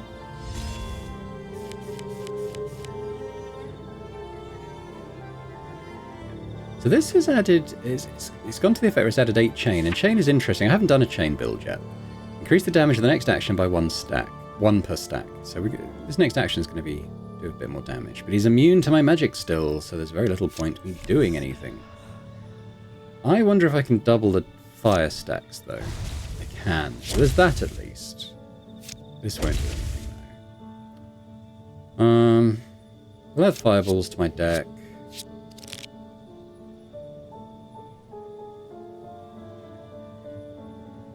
I mean, he's dead in 2 turns anyway. Okay, he's flipped it. So this is going to be... should be it now. Because we've got many of fireballs. Right, we do 58 unnecessary burning damage to you because you pissed me off. I still don't know what this does. We're definitely not going to add another one. The winged statue stumbles. For a moment it appears to collapse under its own weight before the vines tighten their grip around its obsidian body. Enough, sister. These outbursts of yours are growing quite tiresome. You attacked me! I'm sorry? The man smiles, running a finger over the ichor seeping from one of the many cracks in its torso. I thought that's what you do. Fight, fight, fight, just like mother. Can we help you? This creature, whoever it is, looks wounded, not just physically, but spiritually. Perhaps there's a way to save it. Why do you insist on everything and everyone who doesn't cling to your silly superstition needs saving, dear girl? Help me? I'm the one who can help you, sister. I can make you see. See through the lies and show you the truth. Statue breaks into another terrible spasm of laughter. Truth! Why do you call me that? A sister? Because you are. Everyone in this damned realm is. Can't you see it? It is all my fault. All of it. All of it is my fault. The statue breaks into a fit of cackling laughter. The sound is painful and shrill, causing more of the stones to crack. All of you here because of me and her. Because of her, too. What do you mean your fault? My fault was my dream. Have you ever had a dream, sister? A dream which became your nightmare? All because I wanted something so worthless you'd like nothing better than to lose it. Because I have and we are in it. My beautiful dream. The statue rises, pushing itself off the ground as more of the ichor oozes from its wounds. For a brief moment, the madness seems to fade as it looks at its surroundings and seems genuinely sad for a moment. What do you mean, what do I want to lose? See? Do you hear that, mother? They do not even know what it is they lose. The statue cackles before suddenly its eyes flare. Your mortality, sister. All I wanted was my mortality. My dream. My one true sin. This is your dream? The statue looks distracted for a moment. My dream? Then turns its attention back to you, the grin returning to its partially broken face. My dream. My foolish belief that heaven would let me go. What do you mean let you go? All naive Ulthar wanted is a taste of mortality, of life.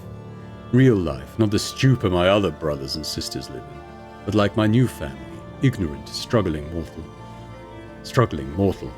That wasn't right, not according to her. Who is this her? Mother, of course, up in the sky. The statue cackles before its stone wings suddenly expand and it takes off with remarkable grace, disappearing once again into the dark sky above. Okay, so I'm going to do a little heal at this camp, I think. Top us up. Yeah, you know what? Let's just do big Ilthar fight. Ready for your final lesson? Fortunately, he's immediately immune to my damage, so we'll just have to set myself up as best I can for that. We're going to add this, and we'll keep channeling that. That way. Oh, no, we're adding fire. What's he immune to then? Maybe he's on the melee and the range thing. I'm definitely adding fire to him. Which of these isn't persistent? I'll cast that. Do the damage to him. I'll leave the other one.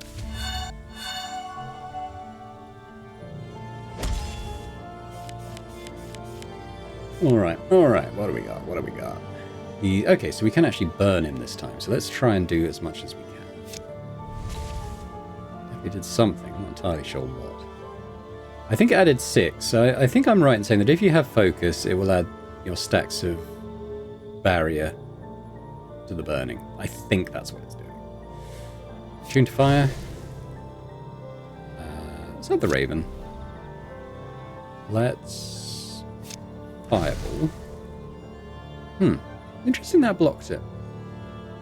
Wasn't what I was expecting at all. Well, okay, well, let's double his fire. Whoa, let's try more fireballs, even though they didn't seem to do anything. They were free. We might as well inflict the burning on him, and he'll actually be dead at the end of his next turn, but we might be able to firecast something useful. Like Oh, the fireball wasn't useful, was it? Okay, let's firecast the healing. Get a couple of things in.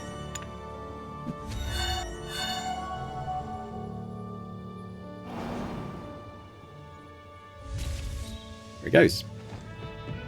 Oh, close to a level. Ooh, that's another fireball card, isn't it? That could be. You know what? I could definitely see use for that.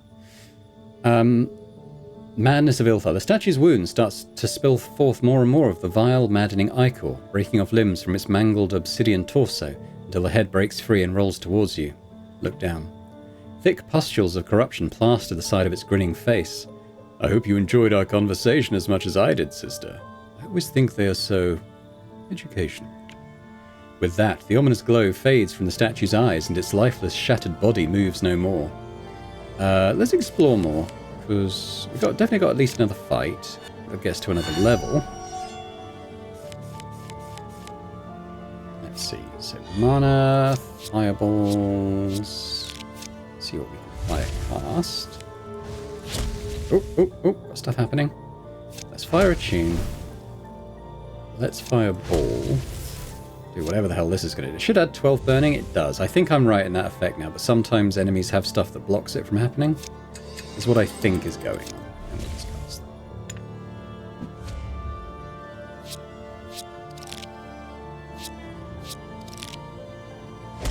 that. Boom. Gain 1 impervious at the start of battle. That could be pretty good, you know. Definitely not fussed about that.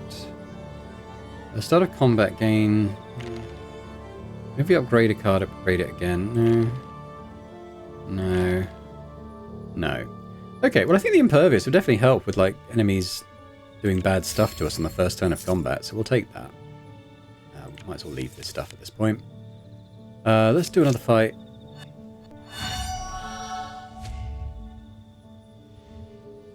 Yeah, so he's hitting us first, but you can't do anything to us, so that's cool.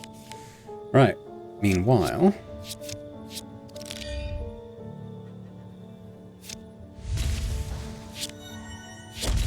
Ooh. Stop happening.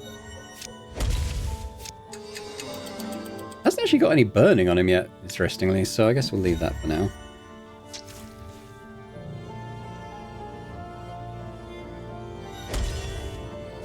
Did he have burning? Oh, maybe I missed it. Okay, crow. Let's add some stuff. Add attunement. Fireball. Attunement. How much fire has he got? Not enough yet. More. Is this one firecast? I don't know if it is. I don't think it is. We can do that one.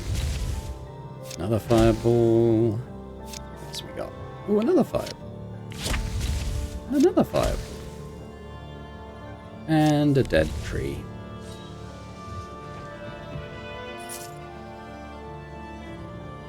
I don't need another one of those. I think that seems a bit unnecessary. I will take the rest, though. Let's just get rid of the alchemist. Now we're dead ending. Yeah, so let's just leave. And we're going to head into the final area. Ooh, let's do... Yeah, let's do the Infernal Invasions version. The Decayed Sanctum. Step into the defiled grand hall of the Citadel. Yeah, let's do it.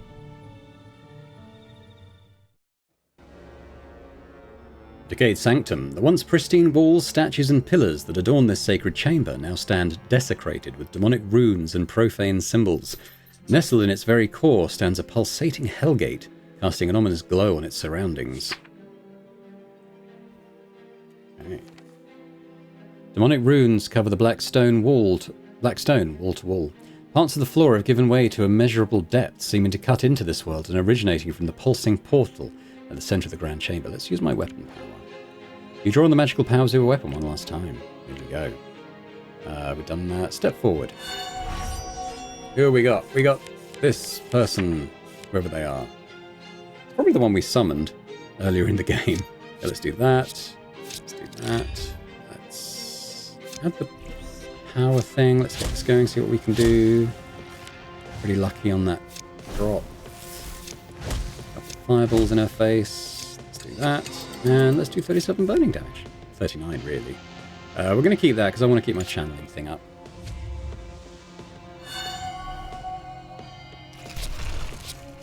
No idea what she's doing. Horrible stuff, probably. She slowed us, which isn't very nice. So all this stuff's going to be way more expensive. But let's double her burning. And if I can activate it, that's her dead.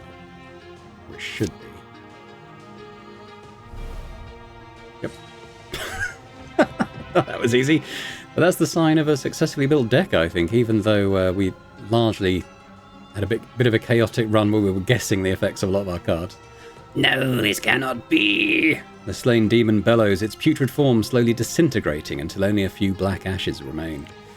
As you catch your breath, you realize the gravity of your actions. However fleeting this victory may be, it is a victory nonetheless, quenching a thirst that had been over a century in the making. It seems, at least for now, that the darkness has surrendered its grasp on human lands once more, and the shattered realms survive another night. There we go, victory! It's quite a long one, nearly 3 hours that run. But I did get double bonus, which is cool. It's my first run of the day. But yeah, quite a nice little score. 100, well, that's going to be nearly 200 upgrade points for me there. And there we go. That was my kind of fire mage build that I think worked quite well in the end. I mean, it's basically kind of about stacking the fire stacks as high as possible through various means, and then that one card that makes them trigger initially straight away, obviously, is pretty much a kill enemy button a lot of the time if your deck is well tuned. So yeah, hopefully you've enjoyed that. If you have, if you can hit the like button, that'd be awesome. Do leave me a comment. Let me know your feedback on that build. Was it something you enjoyed watching? Was it informative? You know, could it have been bettered? I mean, obviously it could have been a lot better, I think, if I hadn't taken the thing that made it so all my card text disappeared, so I had no idea what half the stuff was doing. There were probably cards I was being offered that would have been perfect, but I wasn't willing to sort of take the chance they wouldn't be. But it seemed to all come out all right in the end. But let me know your thoughts anyway. Be glad to hear them. And a big thank you as well to our channel members for supporting Boring Dad Gaming. Continues to be hugely appreciated. And if anyone else is interested in checking out memberships and gaining earlier access to my videos and my various series, that'd be awesome.